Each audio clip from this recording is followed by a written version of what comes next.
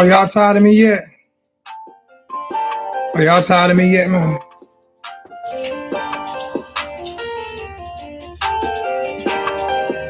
No, I took 3 days off.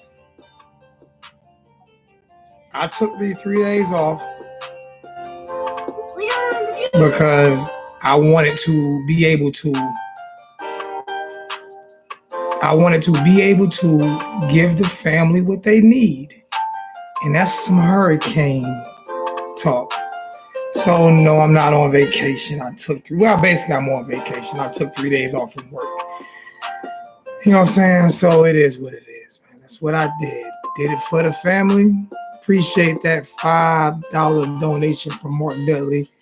Ass Clown checking in, LOL. The new hashtag, I'm an ass clown. Mark's an ass clown. We're ass clowns. We're part of the ass clown club.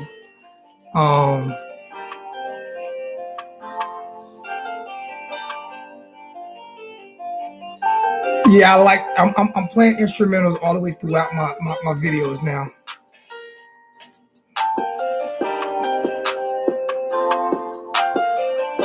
Representing the U. All right, let's get into this. Let's get into this quarterback talk real quick. I think I explained myself over on Coach Coop. What's going on, Jay? What's good, family? We haven't had too many people jump onto the family reunion yet. So we got to get that going, guys. If you guys are gonna be in Orlando and you want to do this, let's do this. $5 donation from OG Club came as Zoe proceeds to give you what you need. Y'all gotta be old school hip hop fans to understand that terminology. You gotta be an OG to understand what the OG is talking about.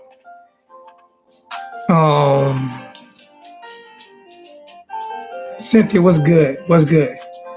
786, I'm about to call you. I ain't going to bed. I'm about to call you in 2 minutes.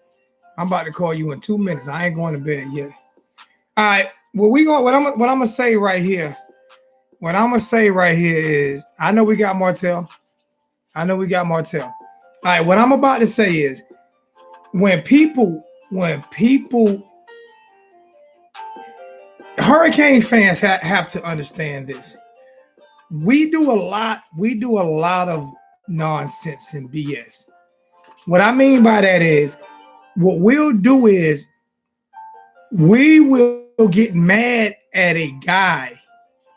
We will get mad at a guy that's from Florida, from the Miami area. If that guy chooses another school, we will destroy him. You will destroy him as a fan. You will kill him as a fan. You will talk trash about him as a fan. It's unbelievable how fickle fans can be, right? But then you get a guy that's from your backyard in the Koski Perry. You get a guy that's from South Florida. You get a guy that plays down there. You get a guy that knows people down there. You get a guy from South Florida. You get a guy that you wanted to come to Miami, and you turn your back on him as a fan.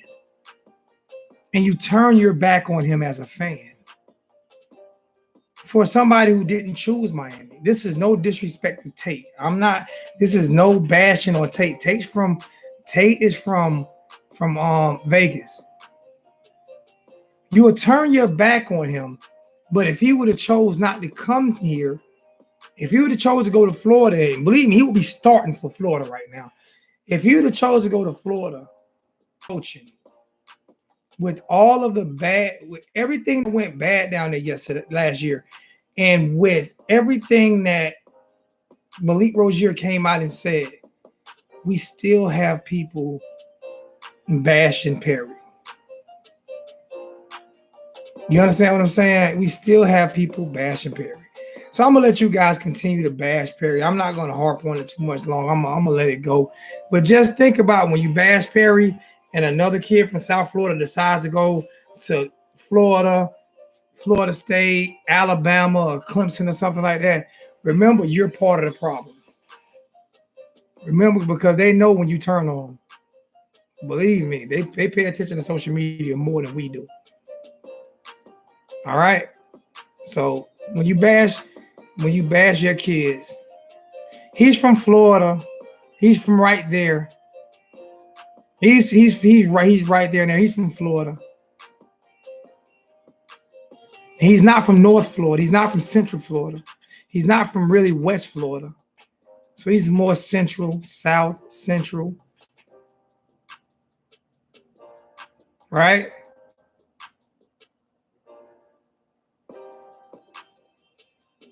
Thank you, Leonard. Exactly, Ocala. I know where he's from. That's why I said Florida. I know where he's from. Just remember though, when you bash kids from Florida and they choose not to go to your school, you have nobody to blame but yourself.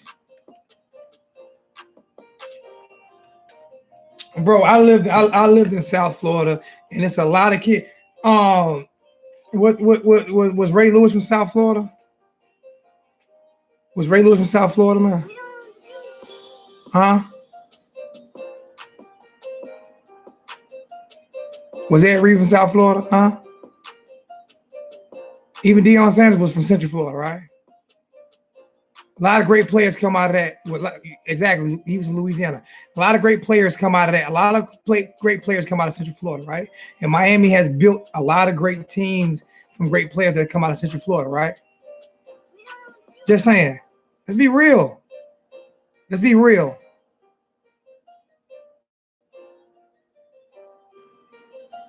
Let's be real about it. Stop. Like I said, love your Florida boys that stayed home. Exactly. And then we can get the guys from out of state. We get the guys from out of state. But you love your Florida boys that stay home, man. Stop. Like I say, for everybody who say they get mad at players when they don't stay home, reason why this is the reason why they don't stay home sometimes. I was saying this. I did not when your boy was playing bad, I didn't hear everybody in Alabama talking about benching him, talking trash about him.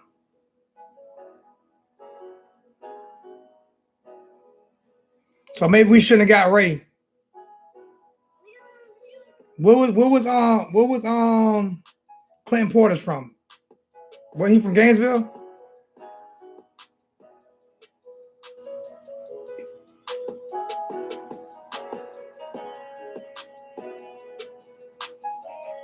So we didn't want him neither. We didn't need him, right?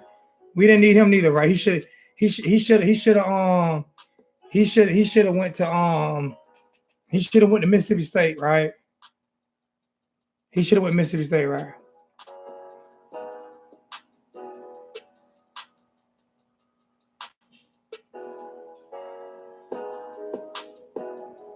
Well, George, I don't care what you would be. I don't care if you would be astonished. I don't care. Worry about Florida, sorry ass. That's what you need to be worried about. You don't need to be worried about nothing about mine. Worry about Florida. I don't care if you would be astonished. What does that matter to me? All right, let me get 786 on real quick, like so we can talk about what he saw at the game today, and then we'll take some phone calls.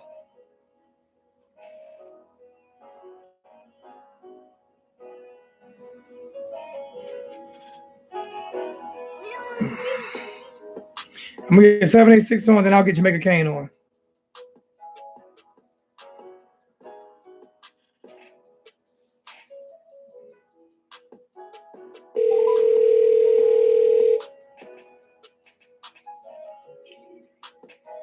No. What's good? 786. Figure I'll get you back on one more time to let the people know what you saw today.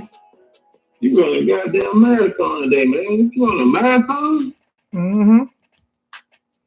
I'm on some I got some real strong. I went and hooked up with Coach Manny and and President Julio Frank and got with the Colombians and got some of that white stuff.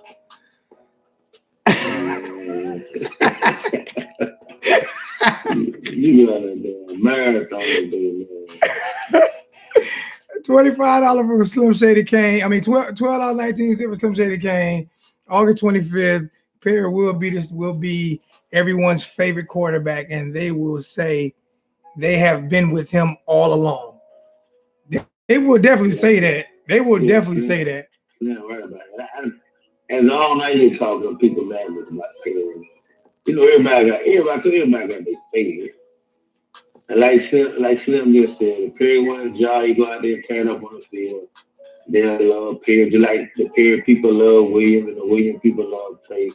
Everybody don't want the best quarterback to start. So I don't know why people not other kids, you know. So they just destroy Perry so hard. It's like I just want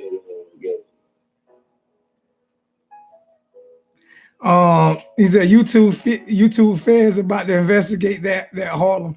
They can investigate me, man. They can investigate me, man. I've been on the same job 18 years. And believe me, if I had what I wanted, shoot, believe me, I wouldn't be working. I didn't say you won't be on YouTube anyway. No, sir. No, sir. So everybody got what they want to take as a book. So now it's a three-man horse race. It's a 3-man race. So we'll see. So what did you see today? You know? What did you for the people that didn't see the video earlier? What did you see today? I mean, Perry's the more talented quarterback. I agree. You know what a little bit of little softer. I mean, his accuracy is not that good. I mean, and when they let the media out, you know, a lot of people holler about his accuracy. I mean, he got good footwork. To me, he's more of a he like a running style quarterback from what I could tell. You know, like I said, I don't really know the kid, and a little bit I did see today. You know, he had some pretty passes that wasn't not so good. His accuracy, that's the knock on him, that is accuracy. But like I say, his footwork is good. I know he probably a good run. I guess because we already had in high school. But I mean, like I told you earlier, as of right now today, Perry's a better quarterback out of all three of them. I think what concerns me about Tate's mobility, his running skills, is you don't take those same licks in high school as you do in college. He's a very small quarterback. That's one thing that concerns me about him.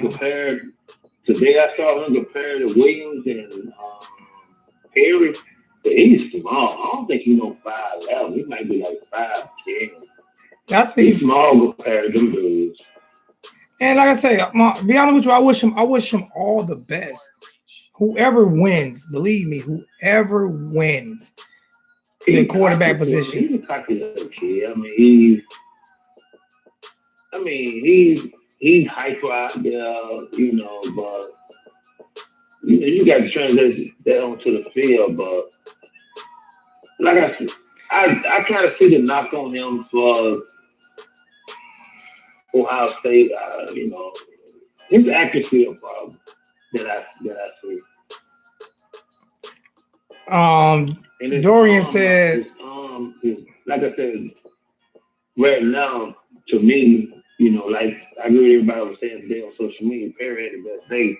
But right now, as today, I think Perry is a better quarterback. You know, like I told you, next week, Tate might be the better quarterback, or William might be the better quarterback. The one thing I can tell you is, if Tate has one better day than Perry, he's going to be the anointed one. Because by a lot of the fans, but I'm just saying by a lot of the fans because.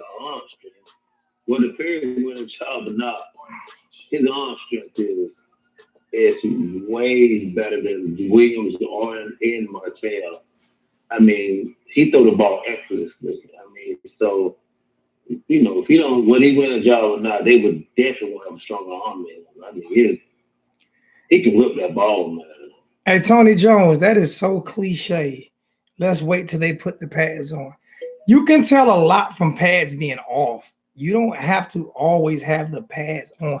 It's a reason why. It's a reason why they do this. Yeah.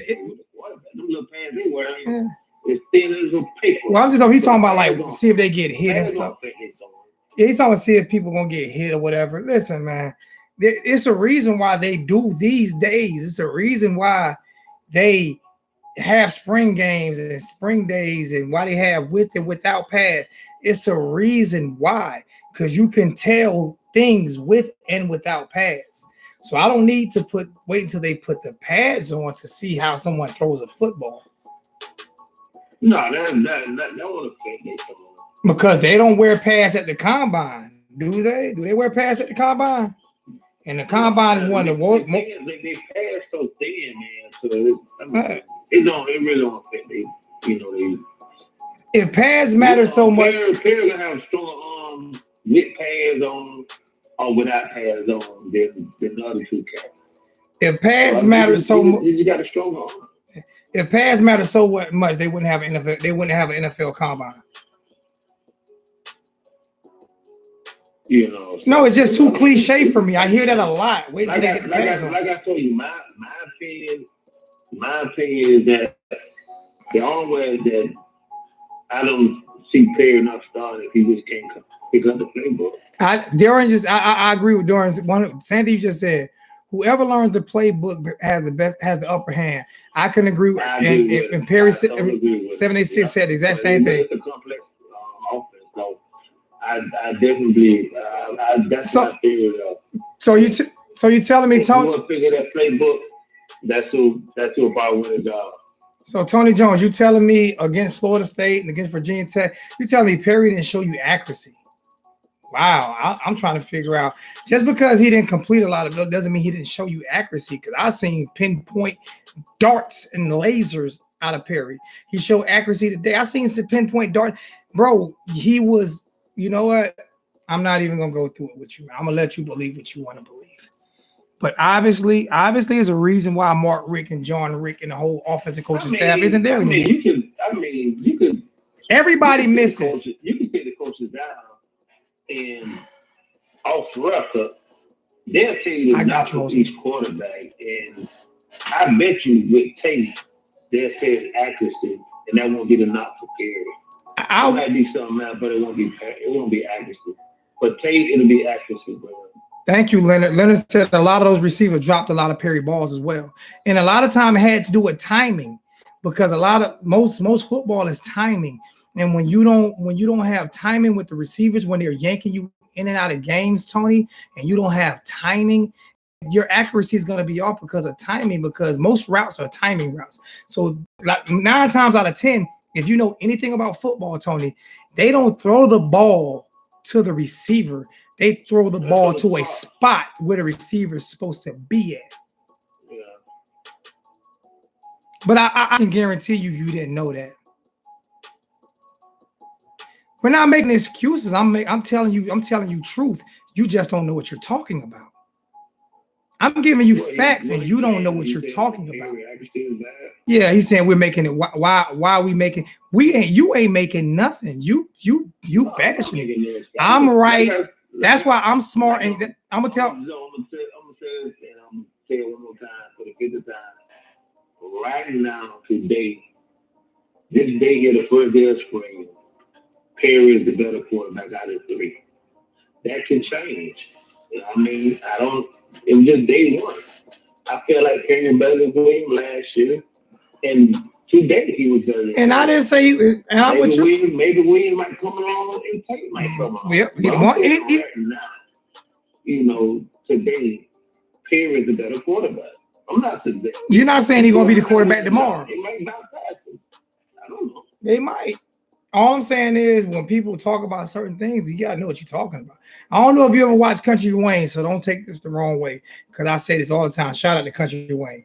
Tony, that's why I'm smart. She won't get me about, like I said, I ain't got nothing against Tate, but everybody is just so how this kid coming out of high school on them Jared Perry was 4 stars coming out of high school. I mean, it's just Miami I fans. mean, Everybody's not that. that hype coming out of college, they would have been okay by them. But like I said, if the kid start, I have nothing against it. I hope he is like everybody says. I mean, I really do. I mean, okay, he's a stud, but they got to hold up on him saying how good this kid is. We don't know. We don't know about none of them. He knows that he loves Perry right now. We don't truly know how good Perry is. We don't truly know how good Williams is. We don't know how truly good Tate is. But we will see. But right now we don't know. We just know who our favorite we want to start. But right now, out of 3, and I'm quite sure and man probably say it is. Perry is better right now. I can tell you this here. It's gonna be hard. He said he said he loves Williams, but he also said he loves Perry. He's been high on Perry because he specifically, and he said that all off season, and like matter of fact, I'm not even gonna say it. What was said? What did Coach Diaz say about the starters? About the starters today? Yeah, why were they the starters? Oh, you saying it went based on by off-season work. The season put in off work. The season that off-season work they put in. The off-season work that they put in has. And that's what they went by today. That's what they went by to name their starters. The work that they put in. So obviously, him starting it says that he worked the hardest. I mean, like I said, and I agree with what you said. The guy said, each quarterback brings something different to the table. Yeah. Each quarterback got their strong point. Each quarterback got their weak point. The key to who win the starter the job is how quick you pick up that playbook and learn the offense. And that's what it's going to come down to. Andre Martin made a great point. Andre Martin said, listen to all of these guys are part of the U. Let's not bash any of them. Coach Diaz and Enos will pick the best man for the job. We just have our own opinion, what we think. And I totally agree with it. Exactly. I've been saying that from day one. And like I told you, been telling you before, people that like Tate or Williams, they ain't no reason to bash parents. People that like and vice versa. Yeah. You know what I'm saying? So we bashing other kids because you like someone else. All that, listen, trust me, all this gonna play out on the field. So if Tate, Williams, or Perry will win the job, I got faith in Edo saying that he's the best. He won the job. Like I said, all of them bring something different to the table. You know, it's gonna be the matter who pick up that playbook the fastest. But like I said, right now, the first day of practice and coming into the spring practice, Perry is better. And like I said, they might catch it. I mean, I'm just saying right now who is better. And that's the you have to go day by day, play by play to figure out who's going to be the better quarterback. That's just like people kept saying last year, oh, William better this and that. I went a lot of prices last year. William was not better than Perry last year. Jared, even under Mark Richt system. Gerald, if he was a true freshman, he wasn't better than Perry last year. I can still look part of this. Perry was better than William last year. So I don't know why everybody kept saying, oh, William, he's better. He wasn't better. In his first year, I give you that. But for you to say he's better, you got to go out there and actually look at them cats and fight. You know, I don't know what people judge. I don't know what people judge at all. Because we haven't seen Tate play in college enough. We haven't seen Williams play. A little bit we saw Perry play. You really can't judge them kids off there. You got to go out there and look at them kids. You got to look at them kids' footwork. You got to look at how quick they pick up the packages, how quick they can read offense, because all of them got good skill set. Yeah. It's about who can run that offense. Yeah. And that's who's going to win the job. Gerald, you said nobody's bashing. This is the first time. This might be maybe the second time I'm going to tell you, you are 100% wrong. There has been Perry bashing on this show, on Coach Coop's show, on Facebook, on Instagram. There has been a whole bunch of Perry can't read. He's not this. He has been, besides Malik Rozier, he has been the most hated quarterback in Miami in the last 2 years. Yeah, they've been killing. I mean, they've been bashing Perry. So I don't know what sites are you reading, but they're bashing the hell out of Perry. He's been bashed. I mean, they bash him, you know. So like I said, it's gonna, like I said, I got faith in, you know, some manager gonna make the one they think is the best quarterback to win with. And I think the reason, whether Perry, Williams, or Tate, I have no problem with who starts. I really don't. Because I got faith that they're gonna pick the right one to start. So if they come and said all against Florida, Tate starting, or Williams starting, or Perry starting, I would have no problem with that. And this is what Leonard said. And Leonard has been dead. Leonard has been dead down the middle. He hasn't wavered. He wants the best person to win. He's given every quarterback their props, and this is what he's saying about Tate. He said the one thing I can say about Martell is that he has come in and gotten the respect of all of his teammates and coaches very quickly, and I think that says a lot. Yes. No, he's cocky as hell. He is cocky as hell. But to me, his height is better than his play on the field. I have to respect. You know what I'm saying? I mean, because Leonard has said some good things about Perry that I didn't even read. You know what I'm saying? But he said good things about every quarterback. He said good things about every single quarterback. He said good things about every quarterback. He hasn't said one bad thing about no quarterback. Go ahead. What you said, though? That's it. He hasn't said not one bad thing about. And I've read all his comments. He hasn't said not one bad thing about each quarterback. He said good things about every quarterback. And yeah, of course. I mean, like I said, all three of them bring different skill sets to the table. I mean, Perry got a stronger arm. They said Williams is the more accurate one out there. Tate got better footwork. But I mean, so all of them got different aspects that bring to the game. And like you said, someone said in the chat, if you ever pick up that playbook the fastest, probably gonna start. Yeah, Dorian said that. So I mean, that's probably gonna start. You know, I think if William loses out, he's probably gonna transfer. Yeah, but at least he stayed at fault. You know, I think to be honest with you, they say who would transfer. I think whoever.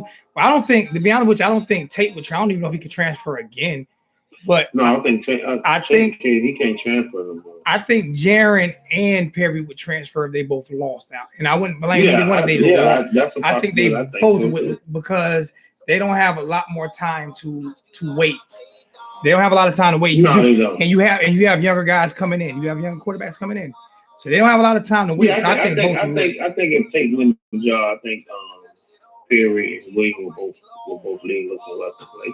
They can't be mad at them about that. Nah, because they fought. They fought and they got beat out. So deal what it is with that. If you fight them, what Pop said on Friday, if you lose, if you fight and you lose, you win. You live to fight another day. You lose, you live to fight another day, man. If he fight and he go out fighting, I'm okay with. I'm okay. But like I said, like I said, everybody out on Tate, and I just can't wait to see what everybody else see right now. Nobody sees nothing. Sees nothing. Everybody, you know what we are. You know what we are as a race. We are sheep. I get on this Apple Samsung thing all the time, because when you lay out the specs on the phones, Samsung destroys Apple, but Apple has that Apple on the back. So you have people, Apple's this, Apple's that. When Apple comes out with stuff 3 years after Samsung does. But you have Apple people that's gonna back it no matter what, because because your friend has it and I have it and we all have it. We all had one guy. I was on a tech video. I'm changing. They were talking about the AirPods versus the Icon X, and the AirPods. Only thing that AirPods had over the Icon X was the battery life was a little bit longer. But Icon X had 4 gigabytes of memory you can store in them. They stay in your ear. They're more flexible. They're better. They feel better. All this stuff here, right? You know what the guy said? You know what the guy said? He said, and the Icon X is $30 cheaper. They're 129. What's the name was 160, 159. So he said Icon X are better. You know, he Apple guy. But if you want to look cheap, go with the Icon X. If you want people to think you don't have no money, then you can get the Icon X. But if you want people to think you have money, go with that. Go with the AirPods. Hey, Joe, let me respond to I think D-Rev and Lou. He said that Tate has the talent, leadership, and swag of a starting QB. Now that the other two QB have all those, I totally disagree with that. I'm trying to figure out where does he get that from? Tate might have that, but Tate, out of all the quarterbacks out there, Tate got his arm is the third best on the team. But he said he has the talent, the leadership. Where is he shown the leadership at? That's what. Where did he show? Rev Lee? Where did he show the leadership at? You talking about high school? Because if he had the leadership, then he would still be at Ohio State. $2 donation for Terry King. That's what he got me talking about. $2 donation from Terry King. We can win with any other three. Out of the three quarterbacks, I can tell you Tate got the weakest arm. I can tell you this here.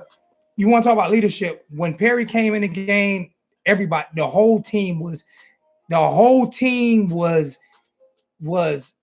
bananas. We went on a streak. When they pulled him, Richt lost the team. That's leadership. That's leadership. Perry showed you leadership. He showed it to you. When we got down and he didn't get down out, he came back against Florida State, he showed you leadership. Yeah. Look, so what leadership like Perry, like I told you, I think that's ask Brevin. Why would I ask? That's like what I seen Rivalry. What I seen last year and what I've seen today. I think Perry he's just a natural quarterback out there. It's like he just a natural leader. Man, the huddle better. You know what Rev Lee asked me to do? Ask Brevin. Why would I ask Brevin, who was his high school roommate, who was his high school teammate, and was his best friend in high school? What you think Brevin gonna say? That sounds stupid, Rev. But if she's saying elite, listen, when you get a D1 scholarship to a big time university, all them kids are elite, man. All of them came out of high school being elite. Or you wouldn't have got a scholarship. Leadership isn't posted. Like they said Martell's a 5-star. I'm gonna delete Revalry. Was a 4-star. I'm gonna delete. If Perry Williams probably went to 2 more camps, they'd have been a 5-star. So that's just how it goes. All the kids elite come out of high school. I think you mad Revalry because he slept with your girlfriend. That might have been your girlfriend he slept with. Perry posted porn, and Jaron got all them kids are elite coming out of high school. So and Jaron got. He said you can't knock down none of what they played in high school. He said Perry posted porn, and Jaron and Tate got on film on Twitter and flat out told old boy from Georgia that he can come. He's not taking my position. I'm not worried about it. I ain't going nowhere. He ain't taking my position. And then what happened? But like I said, so that's leadership, right? I mean, I'm not worried about the quarterback situation. So eventually the best player will win. If Tate the better player win, he win it. If Williams, he win it. If Perry, he win it. So I think all three of them good. So I'm not gonna be mad at who started. Like I saw one company had in there that whoever learned that playbook and command the offense, that's who will win the job. Point blank. They just that equal in talent. JR, what else are we gonna talk about, JR? OMG. What else are we gonna talk about, JR? Quarterback is hot topic. That talent range. So whoever learned that playbook and can do them checks and do them reads, that's who's gonna win the job. Exactly. So all right, I mean, so people, Perry ain't this, Williams ain't this, Tate ain't that. We'll know who's gonna win the job. I mean, so they all three talented. I mean, so they're all talented. That's who's gonna win the job. They're all talented, and they're all in a position for a reason. And like you say, we'll see. You know, but like I said, right now, I think out of all three of them, I think Perry's the more talented, but I don't know if they're gonna win a job. We'll win a job because he might can't pick up a playbook like the other two. But talent alone, Perry's the more talented quarterback out of the three. Rev Lee, he must have really slept with your girl, Rev Lee. He posted porn. I mean, and it's not his fault. Your girl might have posted it. She might have filmed it, didn't even know. Can't get mad at the man for that. Keep it to yourself, man. Don't be a hater, be an innovator.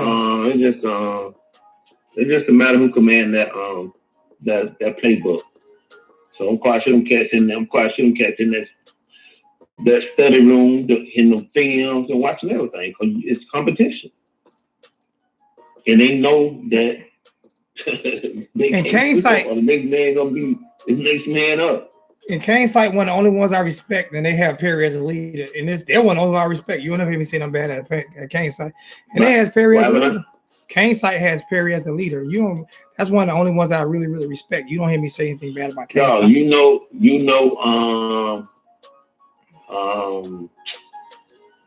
that I was following his Cam Underwood. That dude. I want to talk to him so bad. When he said Perry was the most impressive, they were like, okay.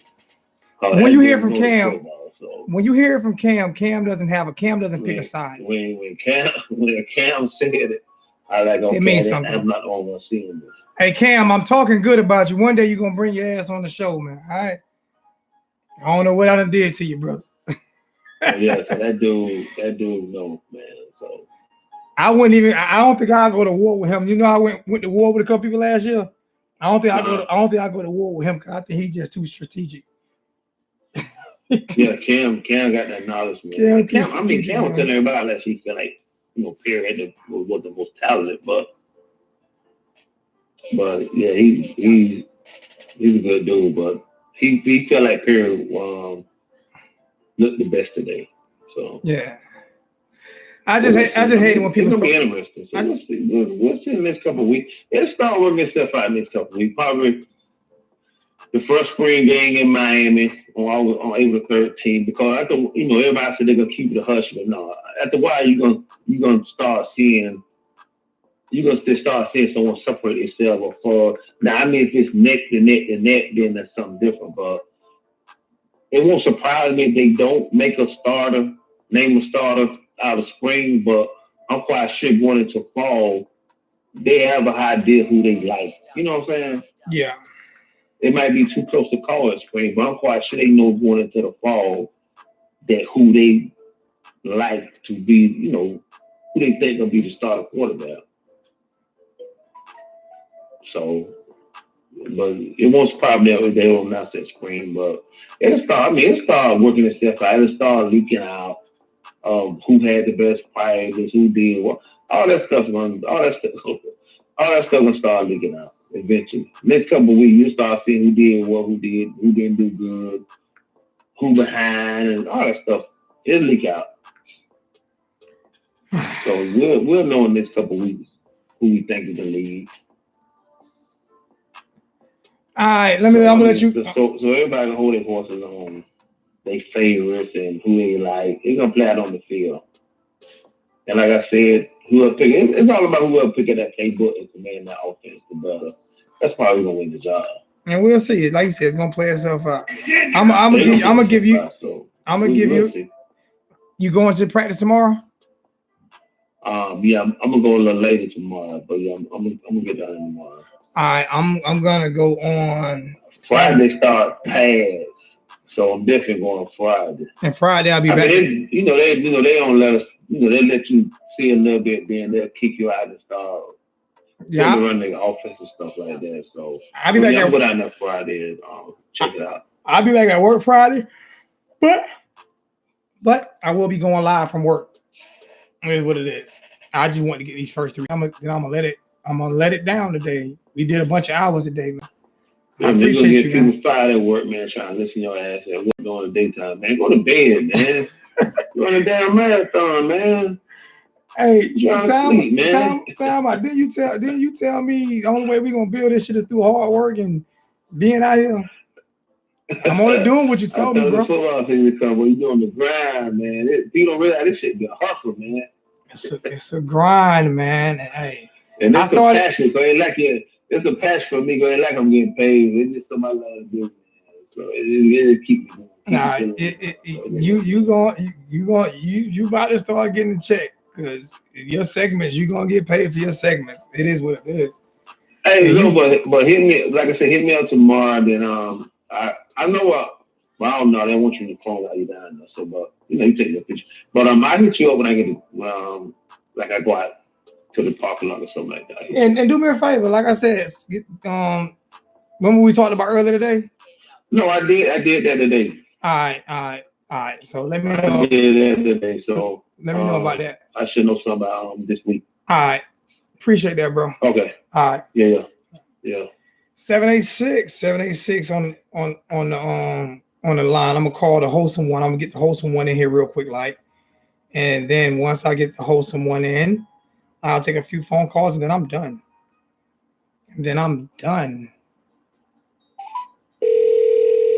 Appreciate that, Mark.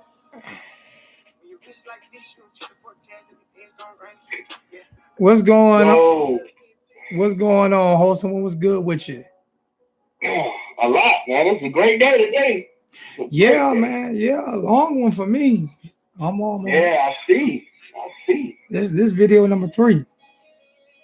See, all about what, an hour and a half a piece? No, 2. The first one was almost 3 hours. I can tell you,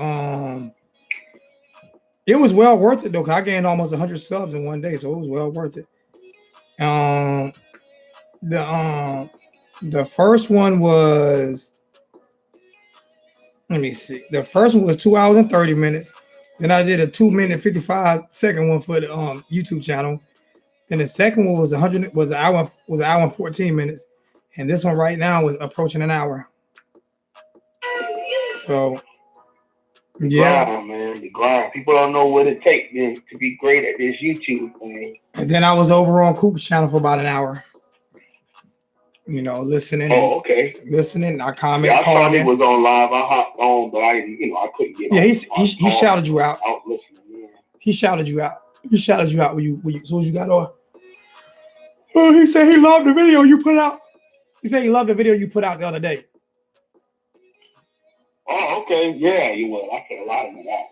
Yeah. That was a lot of work. The crazy part about it is that people don't realize when you do edits, the way I do mine with that audio and the pictures going around like a podcast type thing, you spend so much time editing that stuff. I ain't doing all that. And it's like, we appreciate the likes and the comments and the views.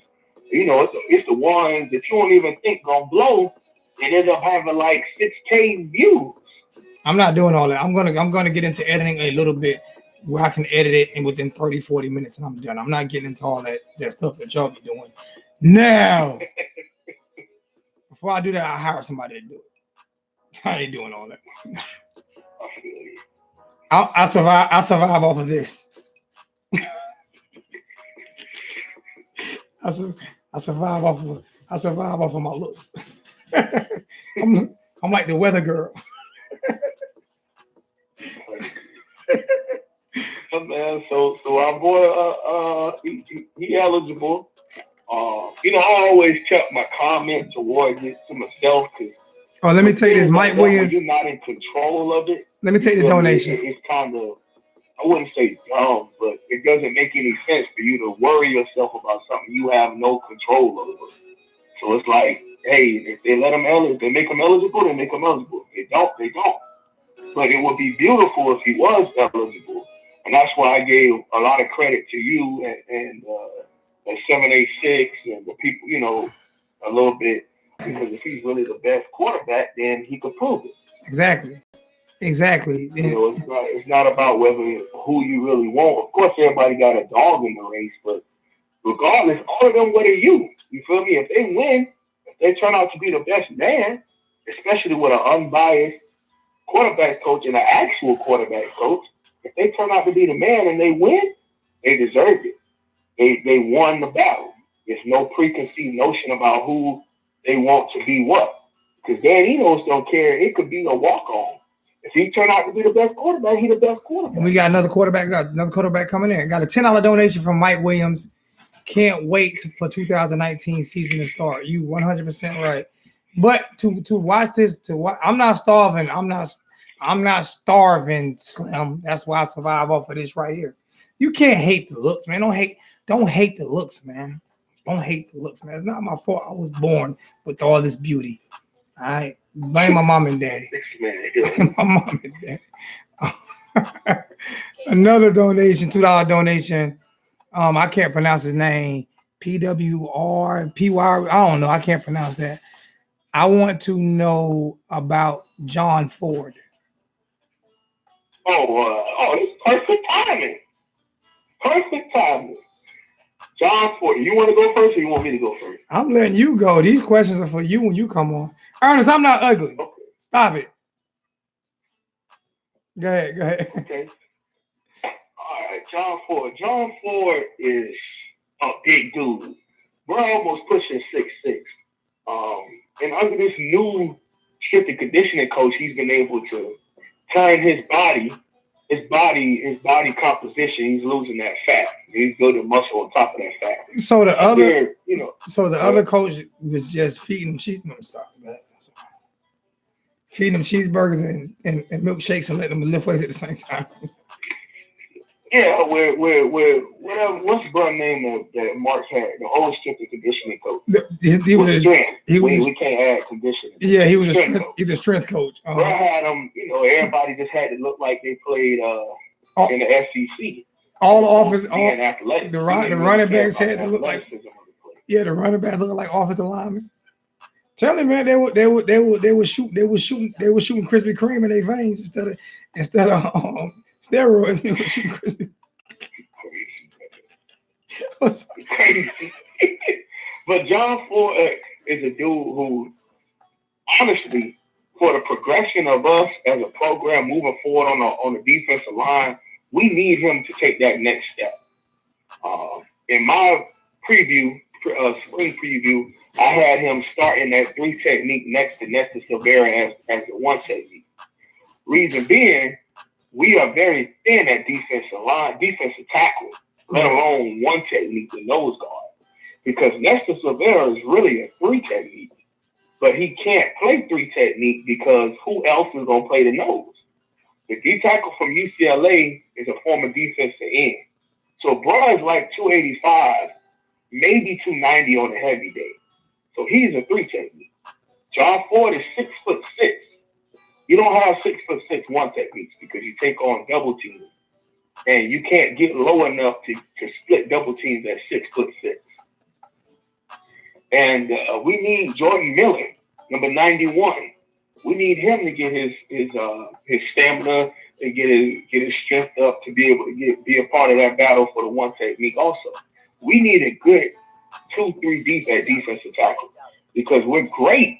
We're good because we don't know what Nestor Silvera is. If we can't put him in the great conversation yet until he's a full-time starter making plays.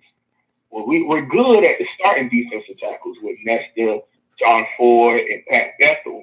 But then what about those secondary guys, the UCLA 3 technique rotational guy, Jordan Miller, the defensive tackle nose guard. Harrison Hunt, the incoming freshman. What are we going to do with guys like that? They got to step up too because losing so much production in a guy like Gerald Willis, now it's going to have to be defensive tackle by committee. We're going to need all of them to start making plays across the board. Because if Florida turns on the film right now, they're going to say, okay, well, the main guy we got to block is 97 because everybody else is unproven, if we're being bluntly honest. All right. You play offensive line, right? Yes, sir. Well, in high school, I played offensive line. I played defensive line in college. You played defensive line in college. 2-time national champion, right? 2-time or 3-time? 3-time. 3-time national championship, North Dakota State? Yes, sir. All right. Now, you like 786 Kane said, you spitting that knowledge right now. All right. So when you're out of condition, no matter how big you are, when you're out of condition, that offensive line, that offensive lineman that you're playing against, he knows you're out of condition. Am I? He knows that, right? He can tell when you start getting. Absolutely. So what do they start doing to you when you out of condition? How do they start treating you? Like seriously, like, I mean, give us some insight on how they could tell that you out of condition, and some of the things that could hurt the defense last year, even though we're still a great defense, because those guys were not conditioned. All right, so As an offensive lineman, I played center, which requires the most intelligence because you're calling the pass protection, you're communicating with quarterbacks, you're calling the defense. I played that for 3 years in high school. 3-year letterman in varsity. So what happens is when I come to the line of scrimmage, when offensive linemen come to the line of scrimmage, we're looking at the front first of all. If it's a 43, a 42, or a 44, what I mean by that is 4 down linemen is the first thing you come out your mouth. And the next thing that comes out is whether you have 2 linebackers in the box, 3 linebackers in the box, or 1 linebacker in the box. You rarely get 4 in the box. It's too much space. Nobody be that dumb to put that many people in one box. So if I'm coming to the line of scrimmage and you're already huffing and puffing halfway through the first quarter, you're done. Reason being is because now you've already used all your strength when we double teaming you. Because when you have to push a grown man, it requires stamina, and you can't just be big and strong and not have enough stamina and wind to keep doing that for 60 minutes. To keep having to push a 300-pound, 21, 22, 23-year-old grown man out the way and splitting double teams and then chasing the play. Because all that requires a certain amount of energy that you exert, anywhere from 3 to 8 seconds is the average play. So you're exerting a whole bunch of maximum effort, 8-second increments with only about 5 seconds in between the next snap of the ball in today's college football. And if you are out of shape, it makes it a lot easier for us to move you out the way as an offensive lineman, because once you get tired, you tend to play high, stand up, which is why I was talking about John Ford playing one technique is not smart. Because a guy like that at 6'6", him out of breath, and us moving him off the line of scrimmage is going to become a lot easier. Because instead of him playing at 6'3", because he's playing low, he's going to start creeping up to 6'5", 6'6". Now he's standing straight up. And anybody who's ever tried to move anything, you ever tried to help somebody move a refrigerator, you ever tried to open a heavy door, you don't do it standing straight up. You squat down a little bit, brace yourself, and then move it. Yeah. Well, if you're tired, you're going to naturally start to stand up. Those legs get heavy. Your stamina is low. So now you can't fight back against 2 other 300-pound men moving you off the ball. So now we taking you and putting you into the lap of a linebacker. So if I'm moving you and putting you into the lap of a small linebacker like Mike Pickney at 230 pounds, well, now we're going to move both of y'all off the line of scrimmage. Well, Pickney is 5 yards off the line of scrimmage. That's a 5-yard gain automatically. And that's what Wisconsin did, does, right? Exactly, because after a while, they going to keep. Now, splits. Let's talk about splits. So splits $10 donation from NMD. Thanks for $10 donation from NMD. Thanks for the advice today. The advice and the talk we had earlier. No problem, NMD TV. That's my boy NMD. Y'all go subscribe to him. And we had a little conversation today. Good guy, man. Y'all go check NMD out. Y'all already know the wholesome one is my little brother. You know, so he's gonna do his thing. Yes, I'm sorry. Go ahead, wholesome one. You talking about what happened to Wisconsin and stuff like that. Right. So with the Wisconsin offensive line, okay, most offensive linemen have a 1.5 feet, maybe a 2-foot split on passing down to give themselves a little bit more space to work off the line. You feel me? To keep the offense, keep the defensive linemen away from it. Well, against us, it had maybe a foot to half a foot split, which means they're very close. And as a defense at the U, we tried to play with speed. We didn't really use strength, except for guys like Nestor Silvera and Gerald Willis last year. So we use speed. So we're shooting gaps, slanting, shooting gaps. Well, if those gaps aren't open because the splits are so tight, and when we the snap of the ball, the offensive linemen are stepping together and slamming those gaps, so you can't shoot them. And after a while, if you keep getting slammed at the line of scrimmage and you're too tired, then we're going to start driving you off the ball. Next thing you know, those 3-yard gains become 5-yard gains, 6-yard gains. And now our linebackers are too small, excluding Shaq Quarterman to a certain extent, to get off of the block. So now they 5 to 6 yards off the ball. Okay, well, we're knocking you into them. So now it's a 7, 8, 15 yard game. You see how it could really start to become a problem if we don't know how to get off block. So the importance of stamina across the board on a football team is among, of course, with awareness, knowledge of the playbook, things of that nature. Conditioning is one of the most important things, because if they can't keep playing for 60 minutes, maybe even 5 quarters, maybe 6, then there's no way that they can play D1 football. I promise you, they can't play on that level if they cannot play for 5 to 6 quarters. One more question for you. Towards the end of last year, with the lack of depth, people getting hurt, and the team giving up on Mark Richt, that we were just getting out there and starting to get bulldozed off the line of scrimmage because the defensive line was super thin and we had no rotation. And they was already calling for rotation at the middle of the first quarter. I got one more question for you. And this is like a 2-part question, but I'll try to answer it pretty quick so I can take a couple phone calls and get the heck up off. Now we talked about defensive line. Now we're gonna get into the hot topic of offensive line. Basically, same question. Like if your offensive line combined with only running 4 to 5 plays a game, the same play, and they're stacking 7, 8 men in the box, and they're out of condition. How does that work for the offensive line? Because as we know, everyone was out of condition last year. So how does that work for the offensive line?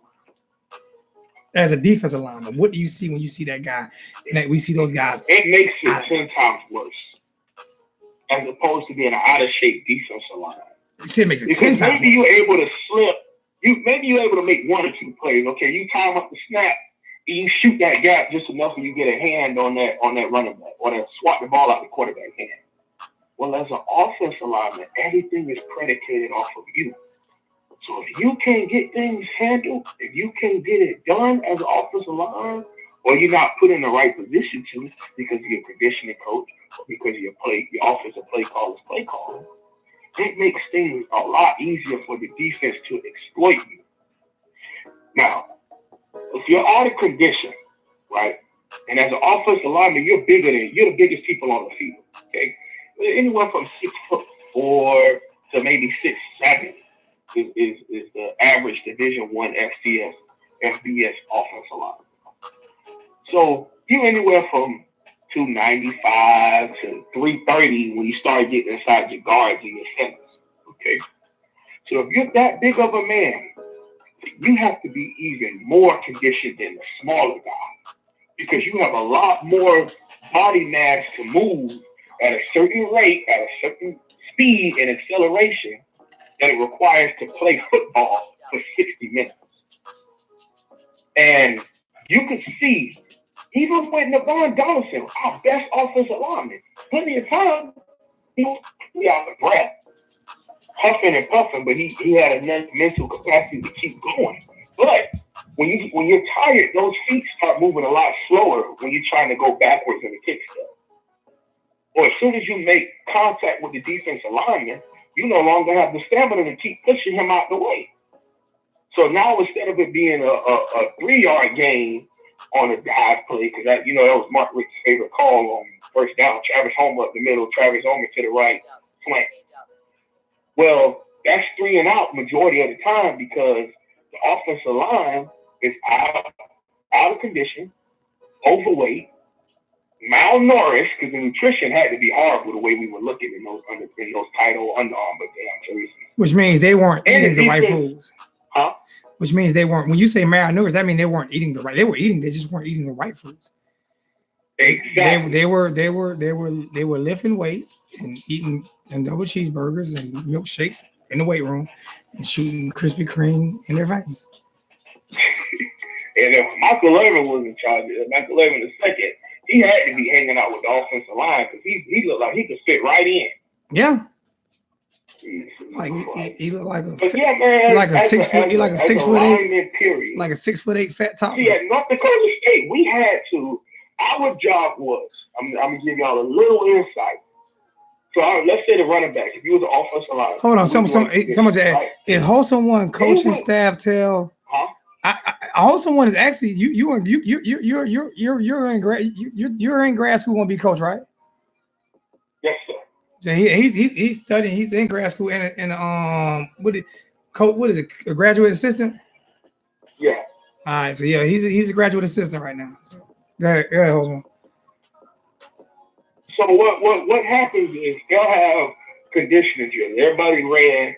Okay, in order to pass the conditioning test, you had, depending on your position coach, depending on what your coach required, the whole team had to do at least 16 110s time. But then you had position coaches and coordinators who had a conditioning test that you had to do after that to still be a part and earn your scholarship for that side of the football and for that position coach. So, for the offensive linemen, we would watch them do theirs before our coach would give us ours because you had to do it in front of the team to prove that you were worthy. So, the running backs would have 20 yards in front of the offensive line, right? So, there's say go, and the running backs will have about 3 seconds of a head start. Okay, the offensive line had to sprint and be within 5 yards of that running back before he crossed the line of scrimmage, before he scored the touchdown. Damn. Now let me ask you: do you think the offensive line really was able to catch him? No, shouldn't be.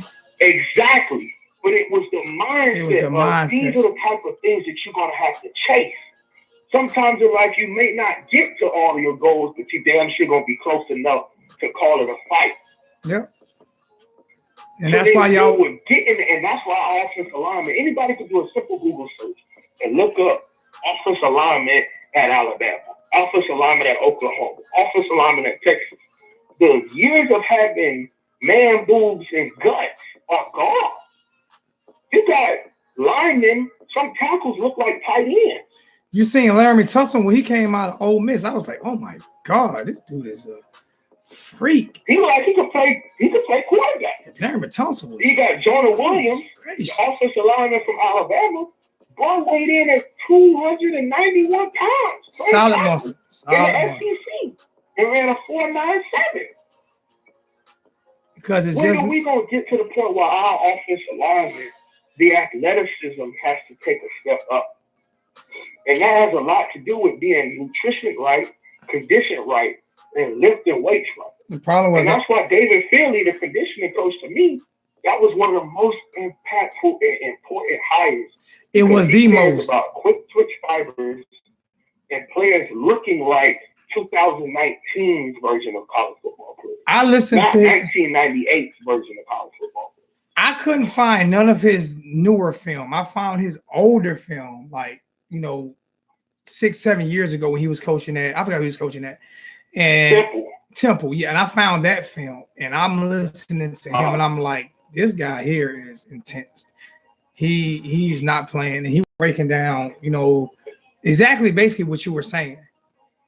And then let's even think about a lot of questions that I think people who in as fans and don't understand, how serious this sport is once you start to get to college. How much he weighed. We're talking about how he looks with the weight. So if he weighs 300 pounds, but he looks 275 because he's shredded and ripped, and you must have didn't hear the host one say they don't need that gut no more, that big stomach no more. That's what he's talking about. That's what we mean by in shape. Is not just your weight. You could like we were talking about Willis McGahee. He's 224 pounds but ran a 4.28. That's what we're talking about by in shape. That's what we mean. Not if you're 300 pounds, because you could be 300 pounds and look like you're 250 pounds. Or you can be 250 pounds, look like you're 350 pounds. You see what I'm saying? That's what he's talking about. Go ahead, someone. Right. I'm trying to give him an example of somebody else that we could. Calais Campbell. He's a Miami Hurricane guy. Calais Campbell, go look him up right now, his height and weight. He's 6. The man does not look 308 pounds. because a weight is just a simple mass number. But there's something called a BMI, a body mass index, to where it breaks down your fat composition, your muscle composition, and also your bone density composition. They put it all together and break down, where you are and what carries more weight in your body.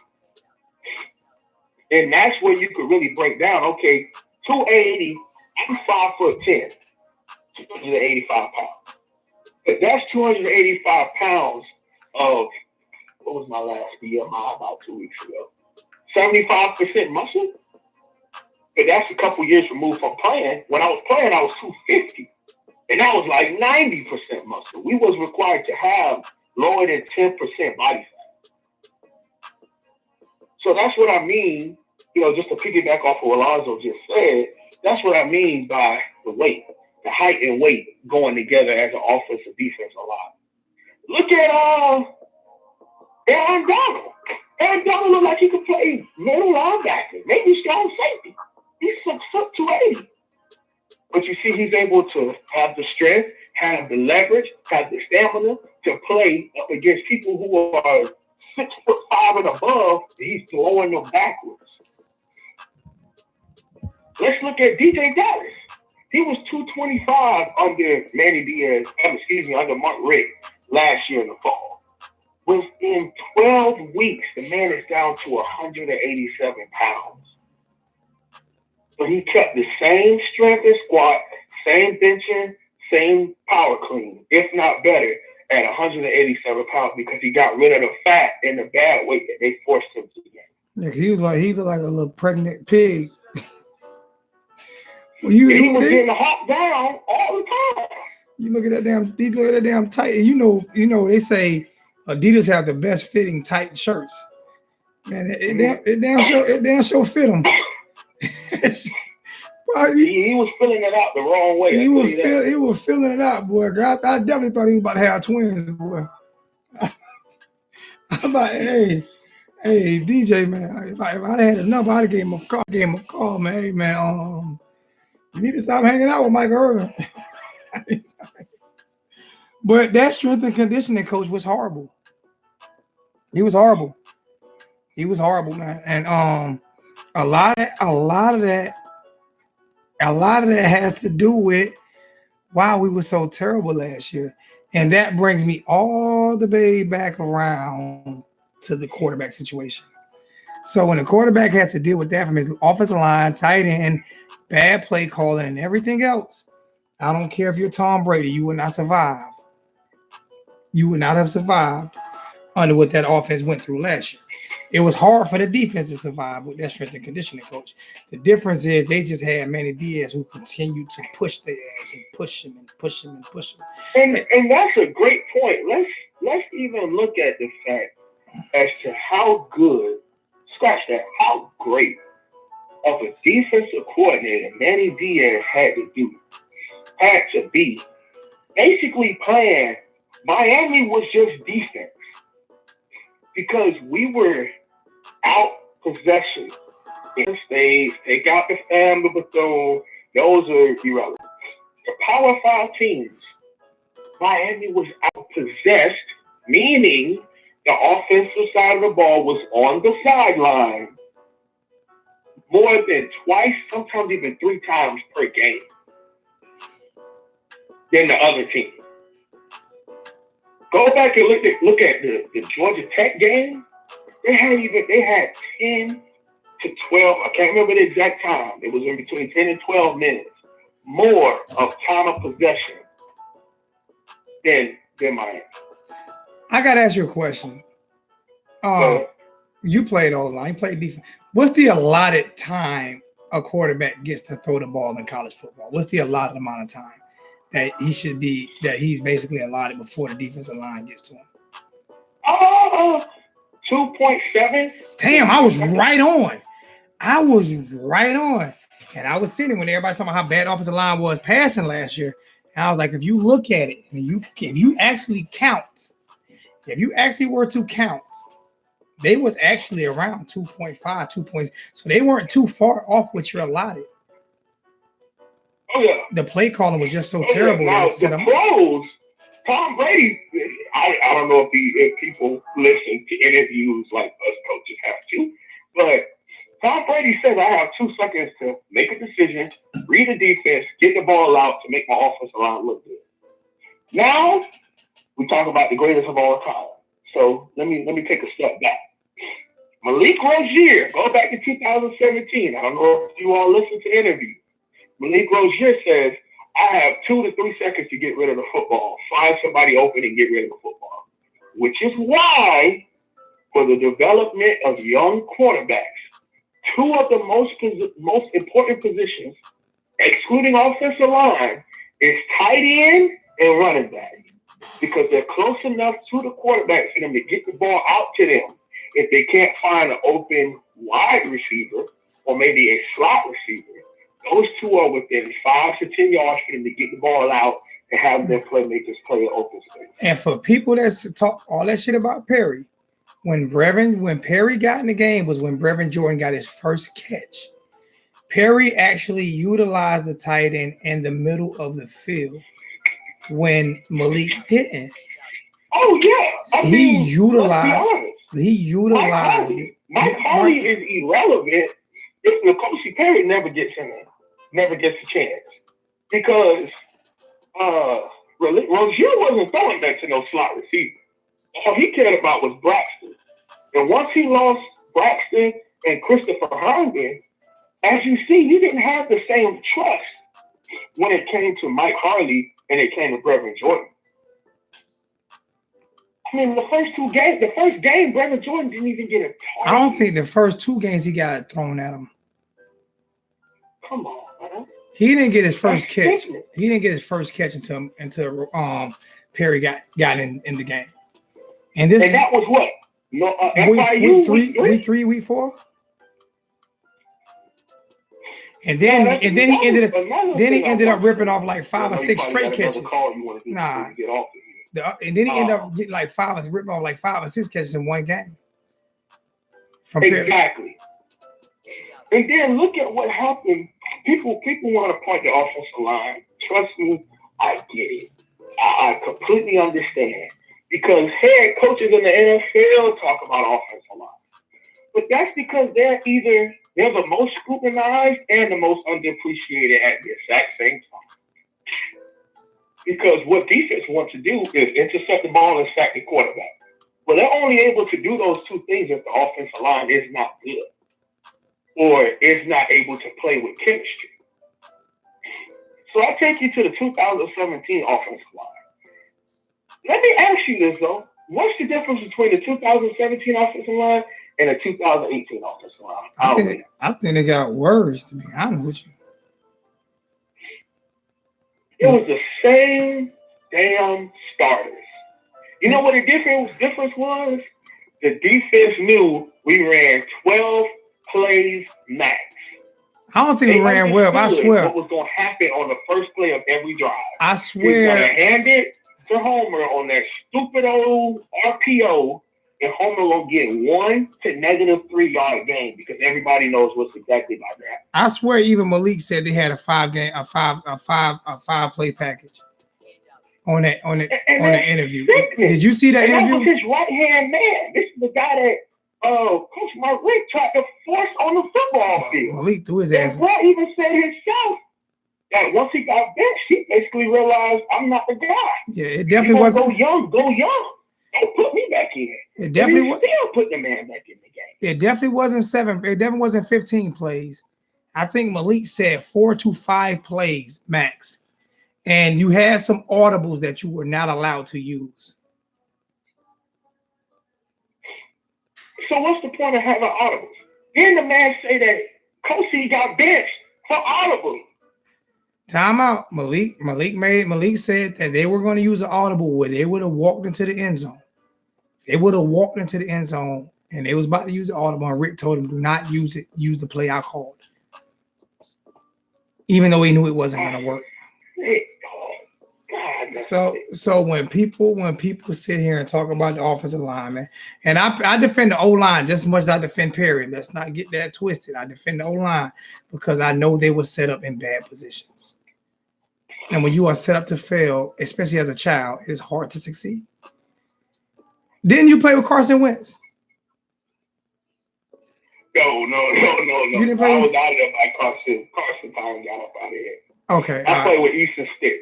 Okay, because somebody was asking in the chat. He going into the draft now. They was. But let me also point out to it, brother. Let's bring it even closer. Now, I do a lot of draft breakdowns on my channel because I think college football is super important. But the even more thing is to see the transition of guys going from college to the pros and seeing how bad of a system it was at UM, and you still got guys like Olivier Vernon. You still got guys like Travis Benjamin. You got guys like Duke, David Njoku, Christopher Herndon, who played under these dysfunctional programs, still go and do good in the NFL. So you always talk about how Brad Cotty was a Heisman contender with James Coley and Al Golden, and then a 6th-round draft pick under Mark Richt. Let's look at how Tyree St. Louis, the right tackle, when we put him the left tackle, which was not his natural position, should have left him at right tackle, okay? But we do that, and the man go from having a 1st-round grade at offense at right tackle to now no invite to the combine and an undrafted free agent grade, according to NFL.com and CBS Sports, an undrafted grade because they put him at left tackle. He was getting almost destroyed last year. So basically, Mark Richt ain't gonna make up for none of that money that he cost Tyree St. Louis. Tyler Gauthier was a Remington, which goes to the nation's #1 center, because he had a good season in 2017. He had a Remington watch list for 2018. He was on the Remington watch list to be the nation's top center. And he had a Reese Senior Bowl watch list to eventually go to the Senior Bowl. He ended up not getting the Remington list, fell off of that, didn't get an invite to the Reese Senior Bowl or East-West Line or anything of that nature, and now might go also listed to go undrafted. Didn't even get an invite to the combine. So when I put that video out 4 years ago, before we hired Mark Richt, and I said if we hire him, he's going to single-handedly destroy this program. He's going to single-handedly destroy these players. I wasn't wrong. That's why I say when people come in the chat and they talk shit about me, or they say this, they say that, at least I have the balls enough to come on YouTube and tell you exactly how I feel. And like I say, I've been vindicated. You haven't. Everybody who said I was wrong, like somebody said today, somebody called me today, somebody said Lonzo, everybody who talked shit about you said you was wrong on Facebook, IG, whatever, they need to apologize to you. I'm not going to get those apologies. It is what it is. But that's why I was right and you was wrong. I'll tell you flat out. I played football my whole life. I've watched football my whole life. And I've told people I'm nowhere near as intelligent as the host of one. I'm nowhere near on his level, not even this close when it comes to talking and spitting what he says. Not even this close. But you know what I am? I am passionate and I do know football. And I'm not going to lie to you just to get you to like me. It's not going to happen. I'm going to tell you exactly what I see and exactly who I feel getting screwed over and exactly who I know getting screwed over and what's coming out of that locker room and what's coming out of that school. So if you don't like me because I'm 100% real, then I don't give a shit.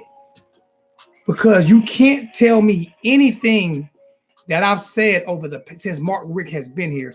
You can't tell me anything that I've been wrong about. You can't tell me what I've been. I mean, you can say I was wrong about maybe a coach or something getting hired, but you can't tell me anything that I've been wrong about when talking about the University of Miami, what's going on down there. You can't say nothing that I've been wrong about. Nothing. Yeah, you got that one. You called that years ago. Even when we was winning, even when we beat West Virginia, even in 2017, when Manny Diaz's defense was making us the #1 team, #2 team in the nation. You was the one. Kept saying. And of course, I was on high because I'm like, look at my change. I don't want to hear nothing negative. And it's like every time we turned into your live or turned into one of your uploads, you was like, one time we're gonna run into a team to where this offense, our defense ain't gonna be in the safest. Start to pull their weight. And you kept saying, eventually, because that Virginia game, I think it was after Virginia is when you like lost it, because that was the one game that the defense started off real slow and they put up like 21 unanswered, and our offense just wasn't doing nothing. And we came back and won the game, 52 to 48 or something like that. But I was pissed. But you was on live. And our defense scored 3 touchdowns that game. But Rick, that play calling is going to get stale. I'm telling you, it's going to blow up in our faces. I remember people telling me, you were happy when we beat Florida State. Of course I was happy. You was happy when we beat Notre Dame. Of course I was happy. Notre Dame was the only good game that I've ever seen Mark Richt coach at Miami. Of course I was happy. We got lucky. We got some open holes. Still caught the same plays. Just got some open holes. But I remember when he first got hired, in the first 4 games of the year, everybody kept saying, y'all look, this is from his first year. I said, y'all look now, he keep calling the same 3-4 plays every game. He not switching. Oh, he just waiting until we play Georgia Tech. I mean, we had played 3 sorry teams, then we were gonna play Georgia Tech. Oh, he just waiting until we play Georgia Tech. He just wait, we played with Georgia Tech. Georgia Tech came, same old shit. I said, well, damn, I guess he must have he scaled back play calling against Georgia Tech. I said he must have scaled back the play call, and it never got better from there. It never got. I keep telling people, Brad Kaya threw for 500 yards against Florida State in Tallahassee.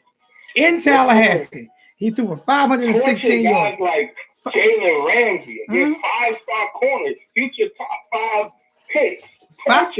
500 yards. Guys like Rayshawn Scott, who has played 0 downs in the NFL, look like the best wide. Him and Herb Waters look like some of the best wide receivers. What did he do? 516 yards? Was it 416 or 516? It was one or the other. I know he has the record. 516. It was 500. 3 or 4 touchdowns.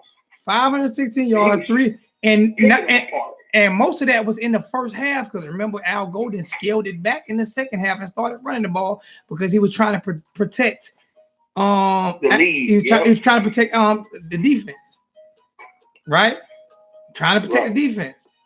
How come the next year he gets his tooth knocked out against Mark Richt with that RPO bullshit? But I was wrong. Lonzo, you're just being negative. Brad Kaya isn't good. So he was good one year, but the next year he was bad. Hey, I called it how I saw it, man. And I'm truly happy that Manny Diaz hired Coach Enos. And I understand why, even though I want, you all know who I want. I wanted Kendall Browns. But the reason why he hired Enos was because he did not want a young coach who just got fired, basically. He didn't want he wanted somebody who knew could have command of an offense. And Enos is that guy. So I have all the trust and faith in Enos. And also, what about the fact that Dan Enos is a former head coach? Former head coach. Exactly. Talk about things because Manny Diaz, a lot of people like to throw that. Never been a head coach, was a head coach in high school. Didn't build his way up. Okay, well, neither did Dabo Swinney. Okay, so let's chill out with that. Damn, little bro. He's the top 2 best head coaches. Less than 8 to 10 years later, he's the top 2 best head coaches. Damn, little bro, you getting like me. He was a wide receiver, not even a coordinator. He was a wide receiver coach. Damn, little bro, you getting like me talking shit. You get like me talking shit, little bro. You talking shit to him. I done turned him to the dark side. He never been a head coach. Okay, well, somebody got to be able to pull this thing back together. And he's the man to do it because he is not only a player's coach, these kids respect him. They're not going to disrespect him. When was the last time you heard the entire teams talk about a standard that they need to uphold? The defense used to talk about that, but the whole team, one of the first things that comes out of their mouth is the Miami standard. What's the standard at Miami? A championship. And until we achieve that, and not just a divisional championship, and not just a conference championship, until we achieve a national championship, we haven't lived up to the standard. And it's going on 20 years since we've been a part of that thing. Being a head coach is not just about X's and O's. It's about being a leader. It's about being a leader of young men. It's about if all these players that probably could have been first, second, third round grades was to sue Mark Richt, he would be suing Miami for the rest of that money they own. He'd be broke as hell. He'd be living beside me. He'll be working at my job. I'm telling you, that's how many players' careers he killed on offense. Just think about it. In 3 years, he destroyed probably a good 8 to 10 players' careers. Just think about it. Just think about it, man. All for the love of his son. And that's the sick part, man. To realize, and personally, like, I will be a man. I've done this already, but I'll do it again, and I would apologize to you because I was a Mark Richt lover. But you never challenged me on it. Head over heels, Mark Richt. This the man. He gonna bring a natty because it looked like all of the things were there. He was being able to disguise with him being a good recruiter. With Manny Diaz doing his thing on defense, he was able to disguise how bad our offense was and how him only calling 6 to 12 players for 2 years and then blaming the players if those 6 to 12 players didn't work because against Toledo they worked, so against Tallahassee and Florida State it should work too. Then think about how good these players really must have been for him to only be able to call those plays, and we still was winning games. So now, think about what we're gonna be able to do with a full open playbook. Now, I'm not saying whether or not Perry wins or loses competition. I'm saying what you've seen from Perry, right? Could you imagine? Saying he lost. Saying he just said, "Fuck it, I quit," and went somewhere like Florida, and went under what's name's office, or went somewhere like play for Art Browse at Baylor or something like that. How good do you think he would be, man? With that rocket of arm he got and his touch on the deep pass under some real coaching.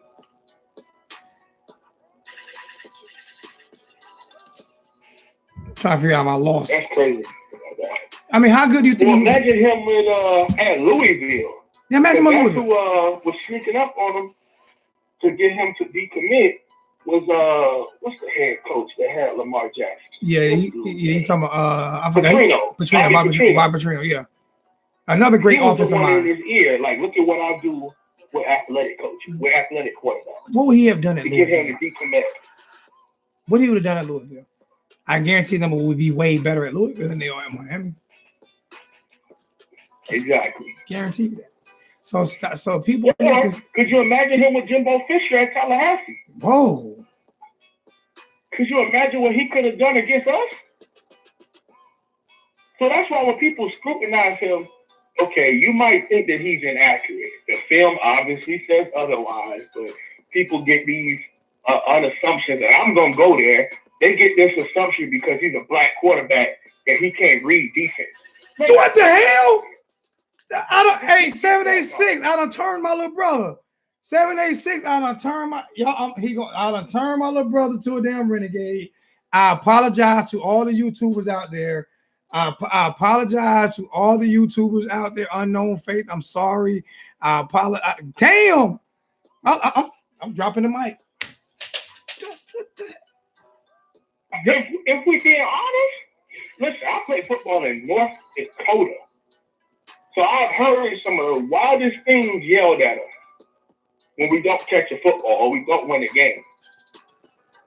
So could you imagine how N'Kosi Perry must feel? And we've grown, of course, because across the nation, you got black quarterbacks across the nation. Alabama had their first starting black quarterback with Blake Sims years ago in 2015. That was unheard of. Let alone black players in the early 50s and 60s. But now almost every Division I team got one black quarterback.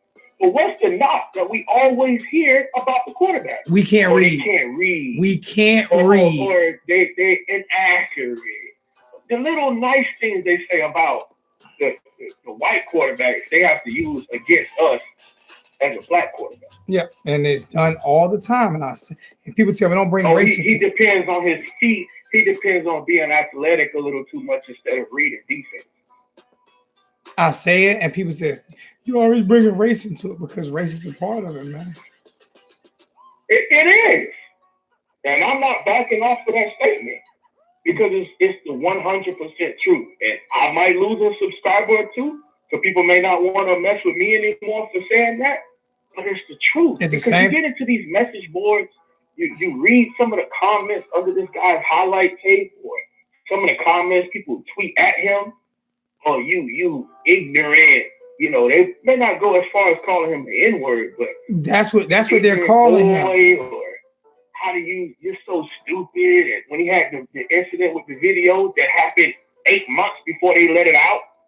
Come on, man. Let's speak on things. That and like I said, let's speak on things because of you heard it on ESPN because they have an agenda.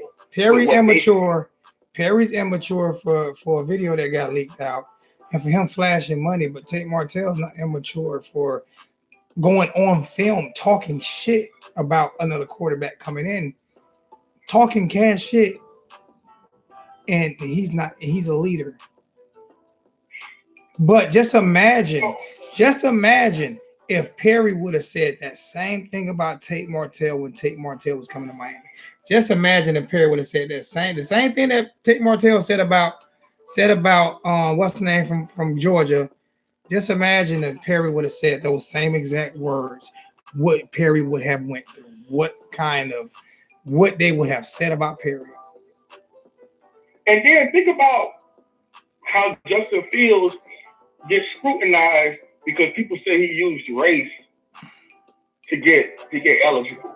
But come to find out, his lawyers said they didn't even use that.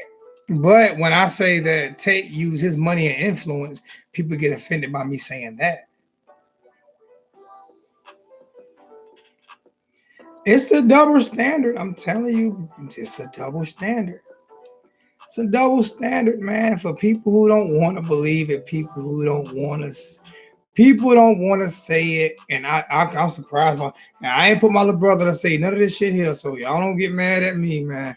I ain't put my little brother to say none of this, man. He said it on his own, and I back him 210% because he plays football and he knows the difference, man. It's different terminology they use between white quarterbacks and black quarterbacks. If you think about the NBA has black coaches, the NFL has how many now? And college football has how many black coaches? How many black head coaches in college football? Huh? 6. And there are 136 out of 136 jobs. There are 6 black coaches because we're not smart enough to be a head coach. And see, I have a really big thing for Uncle Willie.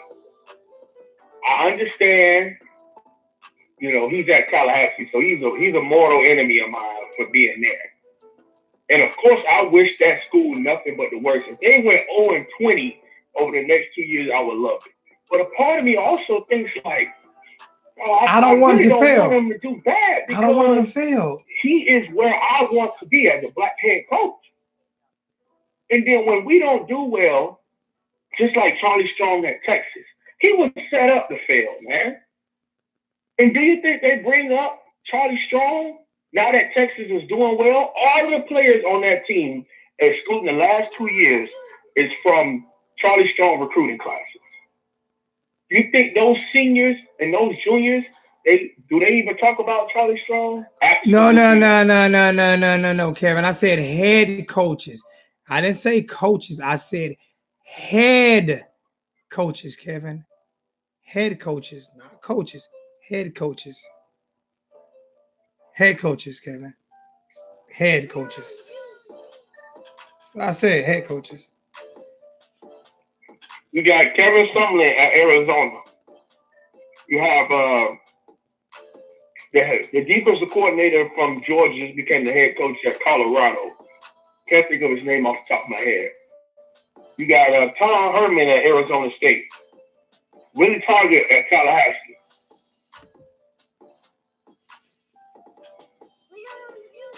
Where else? You know the one thing I can respect about Willie Taggart though? You know what he did? He was smarter than Mark Richt. You know why?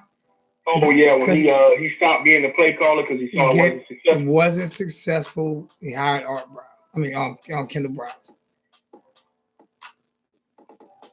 And he did that mid-season, dog. Mid-season, the man said, "I'm putting my players in a bad position. I can't do this. Let me bring in somebody who can." So while he couldn't do it mid-season, hiring somebody, he promoted his wide receivers to be OC to call plays. And he just influenced it because he realized he wasn't able to do it anymore. And Stanford when are we coach. gonna get that? And Stanford coach. What's his name? He writes Stanford. And you know Stanford David coach. Shaw. David That's Shaw. 5. And do y'all not know that David Shaw broke every record that Harbaugh had there? Yes, sir. that Harbaugh. Yes, sir. And That you won't. nobody brings Nobody brings that up. up. Nobody brings that up. Nobody brings that up. Do people not remember Nobody when brings time? up the fact that Kevin Sumlin at Texas A&M Is the winningest he coach? was able to bring a program who was in this shambles. You know, Texas A&M had a couple years of being good throughout the years, but they was a top 15 team and at one point a top 14 consecutive years under Kevin Sumlin. And remember, if Ty Willingham would have never left, in Texas. if Ty Willingham would have never left, who was he at before he went to Notre Dame? He was at Stanford. Wasn't Ty Willingham at Stanford before he went to Notre Dame? I want to say yeah, but that's a little before my time. Yeah, I think Ty Willingham was at Stanford, and then he was a great coach, and Notre Dame hired him, but he should have never went to Notre Dame, and it killed his career. Oh, and Charlie Strong 6 at USF. And 7, the guy at Syracuse. Oh yeah, I forgot that. He's good. Yeah, he's doing great. But then it's like we get these opportunities at those B-level schools. Then when we get a chance at a big school like Texas, like Notre Dame, because they'll take a chance at Tallahassee, Florida State. They'll take a chance to hire us every now and again. But do we always get the same benefits as the other coaches do? No. Miami's had one black head coach, and he was set up to fail. He was set up with no money, no funding. He was set up with no money, no funding, no nothing. How people don't realize it made him look bad. Yep. Because when you're the head man, everything falls on you. And people don't realize he went to everybody, boosters, Donald Shalala, and everybody to tell them to keep Nevin Shapiro away from my kids. Mm-hmm. That's what he did, and they told him no. Mm-hmm. He was the one trying to get rid of. Man. He was the one trying to get rid of Nevin Shapiro. Ty Willingham. Not Ty Willingham. This is Florida State's first black head coach, which is kind of. Yeah. I'm not going to really get on Florida State because Bobby Bowden was there for 212 years. So he ain't going. He was probably. Matter of fact, they only had 2 white coaches. Bobby Bowden and Jimbo Fisher. Yeah, this ain't third head coach in school history, right? I don't know. They might have 4. They might. You can boo Randy Shannon all you want, Dennis. You can boo him all you want. You can thumbs down him all you want, but not nothing because he was set up to fail. He had the smallest budget out of any Hurricane coach in college history and Miami history. He had to deal with Nevin Shapiro fighting to get him off the sideline. He had to fight his own administration. Get this man off the sideline. when you give a thumbs down, take that thumb and stick it up your ass. That's what I'm gonna tell you what to do with it, Dennis. Serious, because you don't know. You don't know. And people don't realize how tough that was on Randy Shannon. It was tough on him. He 9 times out of 10 will never get a head coaching job again because of what happened at university. And he's part of the blame of the Nevin Shapiro when he was the one trying to get rid of Nevin Shapiro. Exactly. And they just lumped them in together saying that, well, wherever he goes, it's going to come with sanctions. Well, he was the one telling the school to stay away from him because he saw the money being transacted, and he was saying, "Hey, I want this to stop. I need this to stop." I remember when Steve Spurrier first got to South Carolina, when the old ball coach first got to South Carolina, and they weren't recruiting well. Steve Spurrier made a comment: if you want to recruit football here, take that damn Confederate flag down so we can get some kids, out of state that want, so their parents would allow them to come here. They told Steve Spurrier to shut up and coach football. Mm. So I mean, we already know how certain things roll, man. Football. When people say don't take race out, football not about race? Yes, it is. When you have men kneeling in peace, and there's a problem with it. But Tebow kneeled and lied about it, and there was no problem. Tebow kneeled against Barack Obama in Congress for passing the Abortion Act. He kneeled against that. Nobody had a problem with it. And how many times have people scrutinized the President Obama campaign for the abortion, for gay marriage, and all that type of stuff? They didn't go off on him. No, they loved him. They just brushed it under the rug. No, they agreed with him. So hard into his religion. He means they loved him. They loved him. They still love him. He got bigger and better jobs because of that. Then he goes to a sport in baseball dominated by Hispanic brothers and sisters and gets to jump all the way up. All the way up. AAA? Skip everybody. And he overjumped people that's been in double and single A for 10, 15 years and flew right past them. Yep. Now, that's not Tebow's fault. You can't blame him. Yeah, I'm blaming him because he knew he was wrong. Just like I blame him for taking both of them national championship rings, knowing that Chris Leak was just starting quarterback for that first one the whole year. Has he ever publicly came out and said, "People, would y'all give Chris Leak his credit? He was that national championship winner, not me." Absolutely not. He actually won the MVP of that championship game. Could y'all please give Chris Leak his duel? Matter of fact, you don't see no picture of Tim Tebow holding the national championship crystal ball up that year. You see Urban Meyer and Chris Leak. That's what you see. Now, not to put a damper on how great of a day this has been, but everything that we've said over the last 10 minutes needed to be said. And those of us who are listening, 9 times out of 10, if you're still here, you care about Lonzo and his channel, and we all know Lonzo is unapologetically Lonzo. There's nothing that anybody can say or do to get him to stop being him. But I will apologize if I'm wrong. Go ahead. I will apologize if I'm wrong about something. But you're right. You're not changing who I am. Exactly. So, let's respect that opinion. And let's respect how, first of all, how I feel. Because a lot of people would never expect me to respond the way that I did. But it's because I truly feel passionate, A, about this sport, and B, about the mistreatment of our people in this sport. If people look at it like, oh, well, you're making hundreds of millions, there's no discrimination. It's bigger than that. That's just on the surface. People don't see how we get treated and looked at. Remember when Randy Moss did the pants pull down thing at Green Bay? And they ate him alive, and Green Bay fans got mad.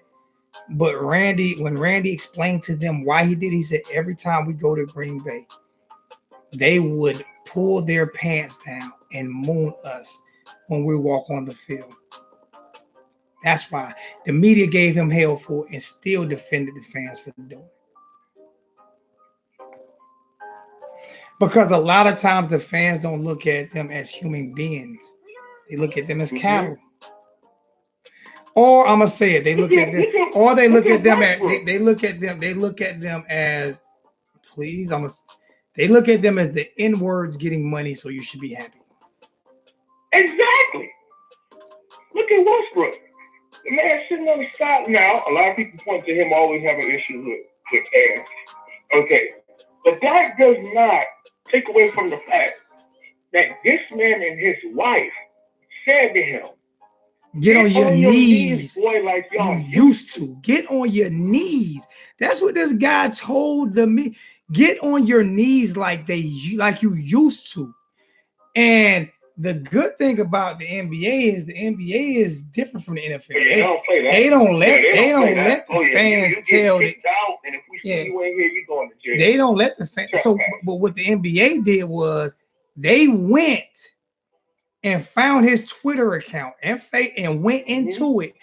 And he had all those racist comments, all that racial stuff. But in his interview, we were just talking to it. We were trying to be nice. And they went and they seen all the racial stuff he said about Westbrook in the comments and all that stuff. And they banned him for life because they did their due diligence. They went and did their due diligence. I heard somebody say, you can't kneel at an NBA game. The NBA had that rule in place from day one. That rule was never in place in NFL. As a matter of fact, NFL people, I keep telling you this here, the players never had to come out on the field during the national anthem until the U.S. government paid them billions of dollars after 9/11. After 9/11 is when the NFL players had to come on the field to for the national anthem. And I also keep saying this here, and I'm gonna end it because this show has got a lot of political real quick. Francis Scott Key was one of the most brutal, vicious slave owners who killed more, who documented for killing more slaves damn near than any other slave owner in the history of this country, wrote the national anthem. And it was written during the Revolutionary War. And the third verse talks about killing black people. So why would I stand for that? Would you expect the Jewish person to stand for Hitler national anthem? Absolutely not. So why would you expect me to stand for it? Why? But hey, we supposed to just go back and be good old little boys.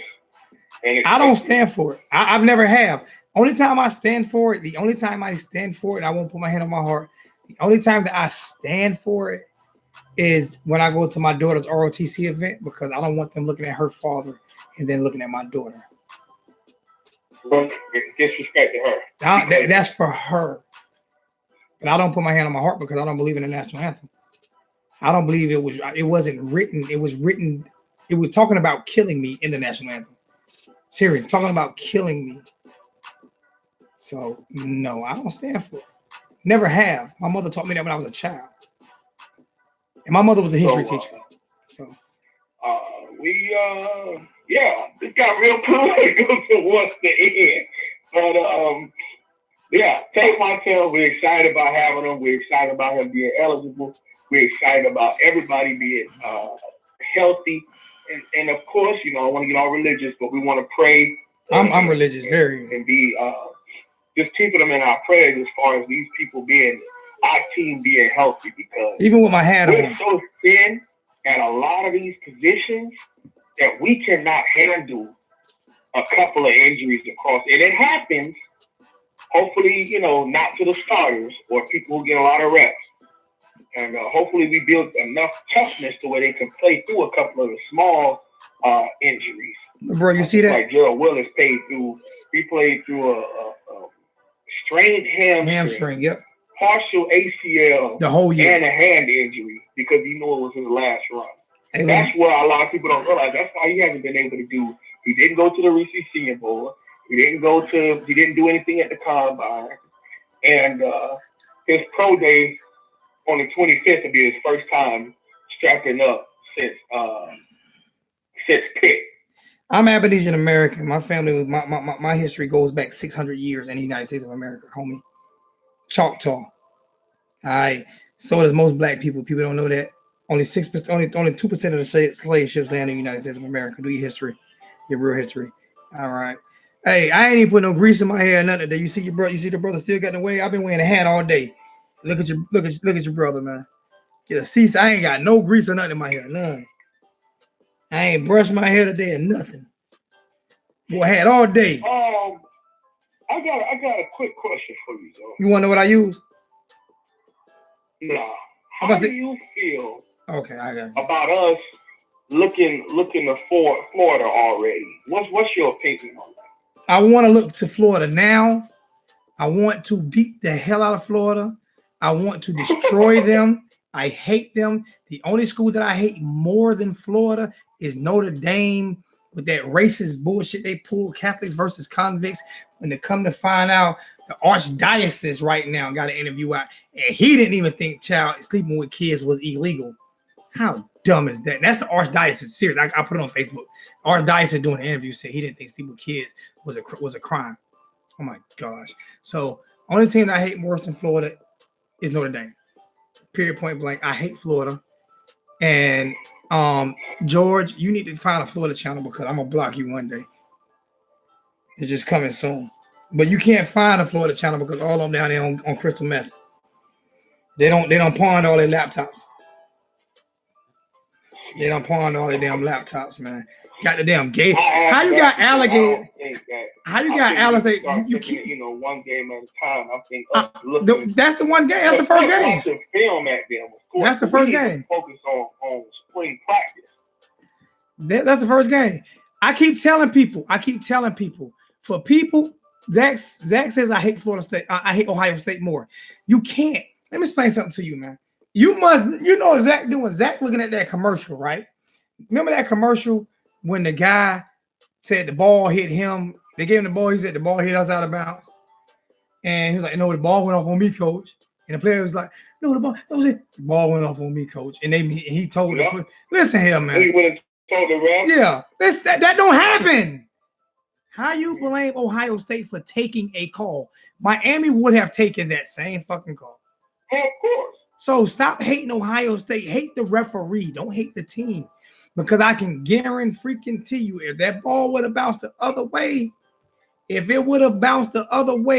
Miami would have taken that same call. Absolutely. It was not. It had absolutely nothing to do with Ohio State. Just like you have absolutely nothing with these waves up here. But I will get you seasick. Let me put my hat on before you throw up. But stop hating Ohio State when Ohio State did what they were supposed to. They took that call. To be honest with you, you should be mad at Miami because we was like a 10-point favorite in that game. We should have blew them out. No disrespect. Remember the fumble when Sean Taylor picked it up and got it knocked out his hand? Script, yeah. Correct. Yeah, Clorette took it back from him. Remember that? That would have ended the game. You hate Ohio State for no reason at all. But that's what some people do because people do not understand football. Because like I said, if that play would have went our way, it would have just went our way. It was a bad call by a referee. I didn't see. That was the player. That wasn't Ohio State. That was that player that hurt McGahee. And shit like that. How many? I'm not gonna put you on the spot. But back then, bounties were deaf. Every team had bounties. Am I wrong? Am I wrong, wholesome one? It was a bounty on every best player.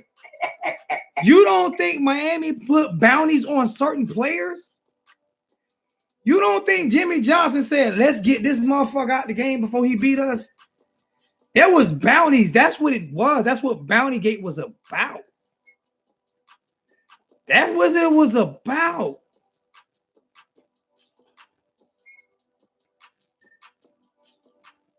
I got to delete that program. I got to delete that. I got to remove that comment on Dennis. That was just a little too serious. I had to remove that one.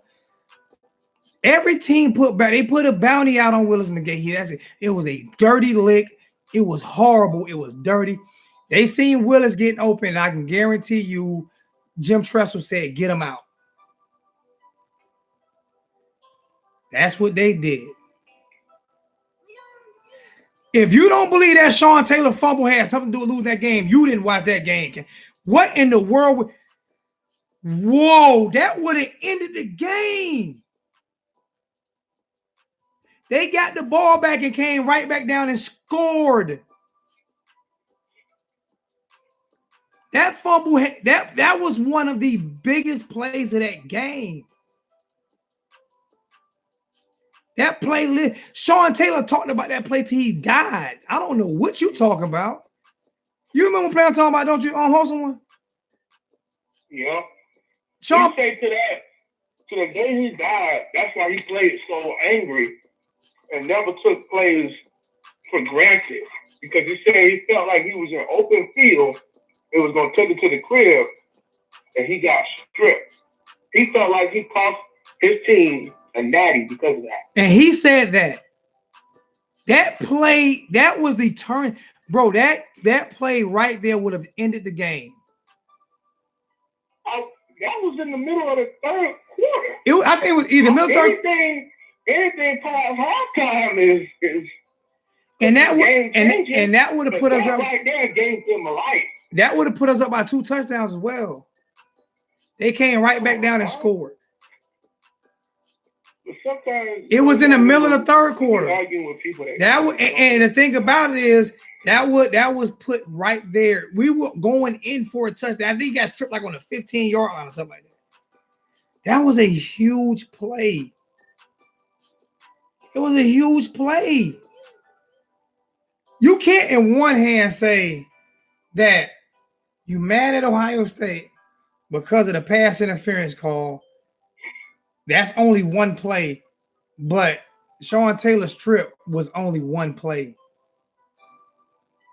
Now, one team I can say we should be ultra angry at because of referee influence has to be Notre Dame. Has to be. When they called that fumble, he was about to score. Wide receiver name at the 1-yard line stretch, and they called it a fumble at the line of scrimmage. He was about to score. I'm sorry. He keeps saying what about to score? When Jim Kelly threw the wheel route to the running back, it was overthrown, but you could see that the running back got tackled, and they didn't call a PI on that. Come on now. Every time we play Notre Dame, excluding in 2017, which was Mark Richt's claim to fame. Let's all be honest about that. Just like Al Golden's claim to fame was beating Florida in 2013. That was the only thing he could turn to say, this is why I should still be a head coach. That's one of the only times we handled them. And It wasn't something to do with the referee messing us over for us to take a L. Exactly. Don't blame Ohio State for the referee. And he was about to score. The only thing that saved him the touchdown was Clorette had grabbed the ball. And that's why Clorette grabbed the ball, because he was running loose, because there was nobody else. There was no one else there. There was no one else there. Kane Armstrong, man, you can stay, bro. Yeah, my bad. Ohio State was winning. They were winning, and that would have put us ahead. And they came down and scored again. And that's when Willis started taking off after that. That's when Willis started making them big runs after that. And we had scored, and then Willis started making a couple more big runs. That's when they took him out of the game.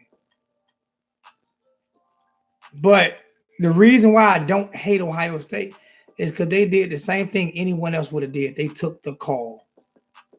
Hate the referees, man. Hate the referee. Now, what you can say, I don't understand why this young man, why he was able to be in the game, but the referee that threw that is an alumni of Ohio State. I don't know if you know that. And I didn't know that. And what things about, he threw it from the other side of the field. So the referee that threw the flag was an alumni of Ohio State. See, that's something I didn't even know.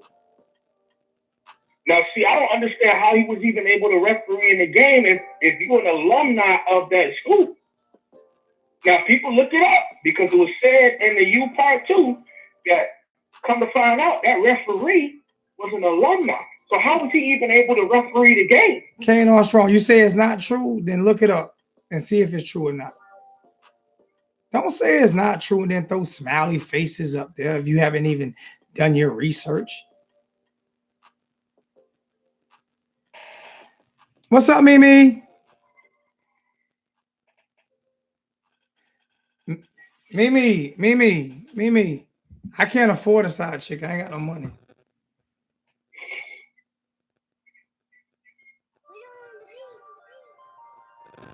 So I can't afford one, Mimi. Now, so did you see this?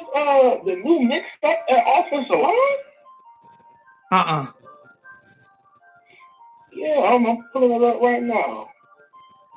They switched this thing all the way up. Yeah, I didn't see it. They got Stace, who was at right tackle all of last year. Right now, he's a starting left tackle. At left guard, they moved Donaldson from right guard to left guard. Corey Gaynor at center. Hillary at right guard and John Campbell at right tackle. It seems as though this offensive line coach, the pro offensive line coach, he wants size and athleticism over, because Hillary is 6'5" and Campbell is 6'5". So it looks like he wants us to see the height and athleticism as opposed to just weight, just being big. And that's what you said you wanted, right? Right. So that according to, now this was the first day of spring, and also people need to understand this was based off of the MAC drills, who was doing the best at the MAC drills. But Tommy Kennedy had a whole bunch of hype coming from being an FCS All-American, and I didn't hear much about him. But we're going to check in on Friday, because when the pass come on is when O-line and D-line really gets good. That's when you see the O-line and linebackers. The great thing about pads being off is the linebackers have to play in space more. You see that. But the way Eno says, these linebackers have to be, they better learn how to play in space, because he's going to challenge their ass. They may not do it. Yeah, he gonna have them in coverage all day long. And you know that's like really see if 56 worked on his coverage. And we weren't good in space last year. You know why we weren't good in space last year at linebacker? You know why? Because our offense wasn't good at throwing the ball in the middle of the field. So our defense all week long never practiced in space. So they were out of space when they seen the damn wide receiver come across the middle of the field. Like, what the fuck is that? What is that? What was that just ran over here? I've never seen that before. In 3 years, I've never seen anybody run across the middle of the field. What was that? That was a wide receiver. Now, I'm going to also let everybody know that's listening. When y'all hear about defensive linemen showing out this year in spring practice, understand that the competition they're going up against at offensive line is finally now being able to be coached right and put in the right system. So you're going to hear about Nestor Silvera making plays and Jonathan Ford making plays, because they're going up against guys who, for the first time in 2-3 years, is actually getting coached. So don't get too excited too early when y'all hear about the defense dominating practice. But the defense always dominates. The defensive line, because the defensive line is far ahead of the offensive line as far as coaching and technique. They finally, on the offensive side of the ball, on the offensive line, is going to get coaching, scheme, and technique. Another 2-hour video, look, bro. You want to come on tomorrow? Absolutely. Or you working? All right. Don't hang up. I'm gonna talk to you for a second, so don't hang up. I'm about to end this show. As y'all can see, we get it in over here, man. It is what it is. Like me, don't like me. One thing that I'm always gonna be is true to myself, man. I love everybody. I do. I love everybody, but I love to be 100% real.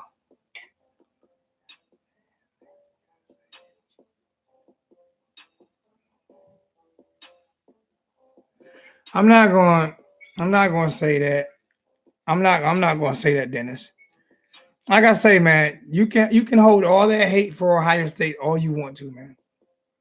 That's in your heart. It's not in mine. So if you want to hold all that hate, then you can hold it. You can hold it. You can hold it. It was 2003 or 2002, and it wasn't Ohio State. It was the referee. And it is what it is, because not one player did. Hey, little bro, did you see a player pull a flag out? Did you see a player pull a flag out and throw it? No. Did you see a coach from Ohio State sideline pull a flag out and throw it? No. I'm just saying. I mean, and the reason why I'm asking that question is because if one of those guys threw that flag, then I could blame Ohio State for that play call. That's all I'm saying. So hey man, I'll let you hold on to that hate for no reason at all. You can hold on to it. I hate losing any loss. But I don't hate Ohio State. Hate the referee because the Miami team would have took the. You don't think Miami would have took the same call? You crazy as hell. But I love you guys, man. Seriously, man, I love you guys. This is my third video of the day. Duffy's. Everybody come to Duffy's.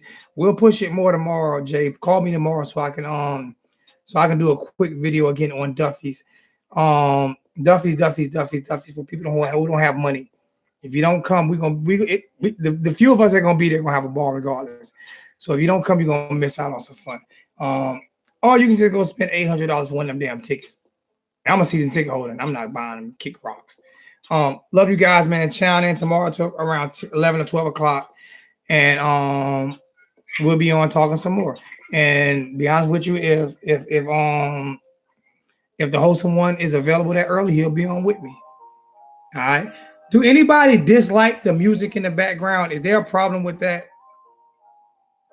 Is there any problem with the music in the background?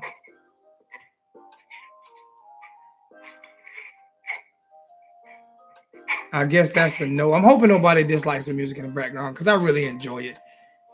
To be honest with you, that's why I don't flip out as much because I'm kind of in the beat. Appreciate it. It's just straight instrumentals, man. And they're kind of mellow instrumentals, so it kind of helps me, stay mellow. Until somebody say stupid, then I get stupid. But nah, man. Thanks for all the likes. Thanks for all the support. Do me a favor, go over and subscribe to the wholesome one. Throw your name and throw your before we hang up, throw your channel in the chat. No, bro. Okay. Before we hang up, throw it in. No problem.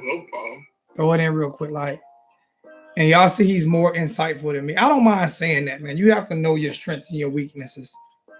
And that's why I'm so glad to have him a part of this team and I'm so glad to have 786, and I'm so glad to have Slim Shady Kane, and so glad to have Jay Blaze, and so glad to have Darth Vader. And the team is very diverse. We have white, black, light skin, dark skin. We got 2 dark skins with me and the wholesome. We got 3 dark skin with me and the wholesome one and 786. We got a red bone with Jay Blaze. Jay Blaze. We got a light skin red bone, and then we have 2 white guys with Slim Shady Kane and Darth Vader, and then we have the OG. And the OG is just the OG. He don't get a color. He just gets OG. The red bone has spoken. Much love, Mr. Holloway. So, hey, we're very diverse. And everybody's in a good position. And we make team decisions. So. Yep.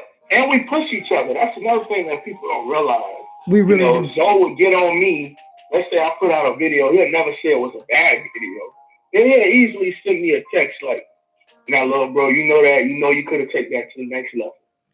Cut up every now and again. Show a little enthusiasm. Show a little hype. And people will appreciate that." And they do. Yeah, we do the same for his channel. It's true. Show a lot of love for each other, man.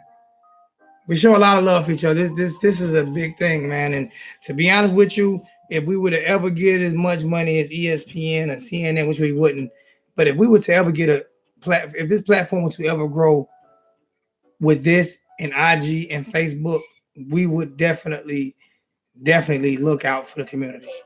That's what we're gonna do. You're gonna see what we do because everybody loves everybody. I don't hate nobody. I just hate a lot of political bullshit, and I speak on it.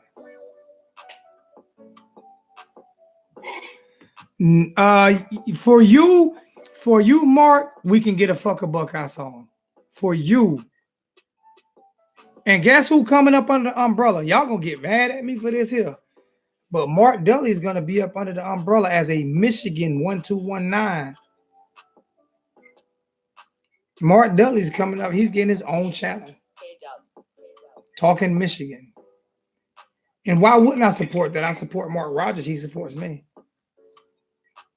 Gotta have Mark Rogers in there. So Mark done gave us so much love across the board. Good exactly. So it's bedtime. It's bedtime. It's bedtime. George, you're right.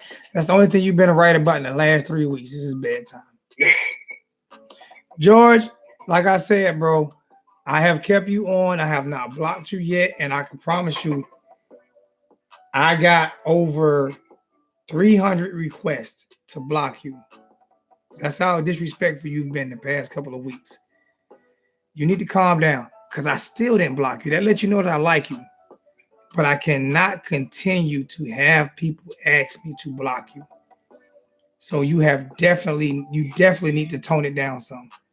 Because the next one, see this right here, George? I've gotten a lot of those. I'm talking about text messages, physical text messages. Block George, he's too disrespectful. Block George, he's too disrespectful. And everyone is saying the same thing. And they're not saying block you because you speak in your mind. You've really been disrespectful, George. So you need to calm down on that, man. You are the only person I've ever given a pass to this long. For real. But it won't continue. So control yourself, man. Love you guys, man. Jay, love you, man. Appreciate you, my brother. Appreciate everybody in the chat. D-Block, love you, man. George, love you. Dennis, Zach, Mark Dudley, love you. Kane's on strong, my Atlanta brother. Love you to death, bro. Agree, disagree. That's my mother's sucking dog. That's my boy. Kane's on strong. Love all Ernest, man. Love you, bro. Always in the chat. Kevin, man, love you, bro. I'm just trying to go down. DeMonte, love you, my brother. I can't pronounce your first name, man. I can't pronounce your last name. So I'm gonna call you RG. Love you, my brother. if I can't pronounce your name, you ain't about to have me sound stupid. I just rather sound stupid by giving you initials. Zach, love you, bro. Dennis, Kendall, everybody who commented tonight, man. I love you guys, man. Y'all stay strong, man. Yeah.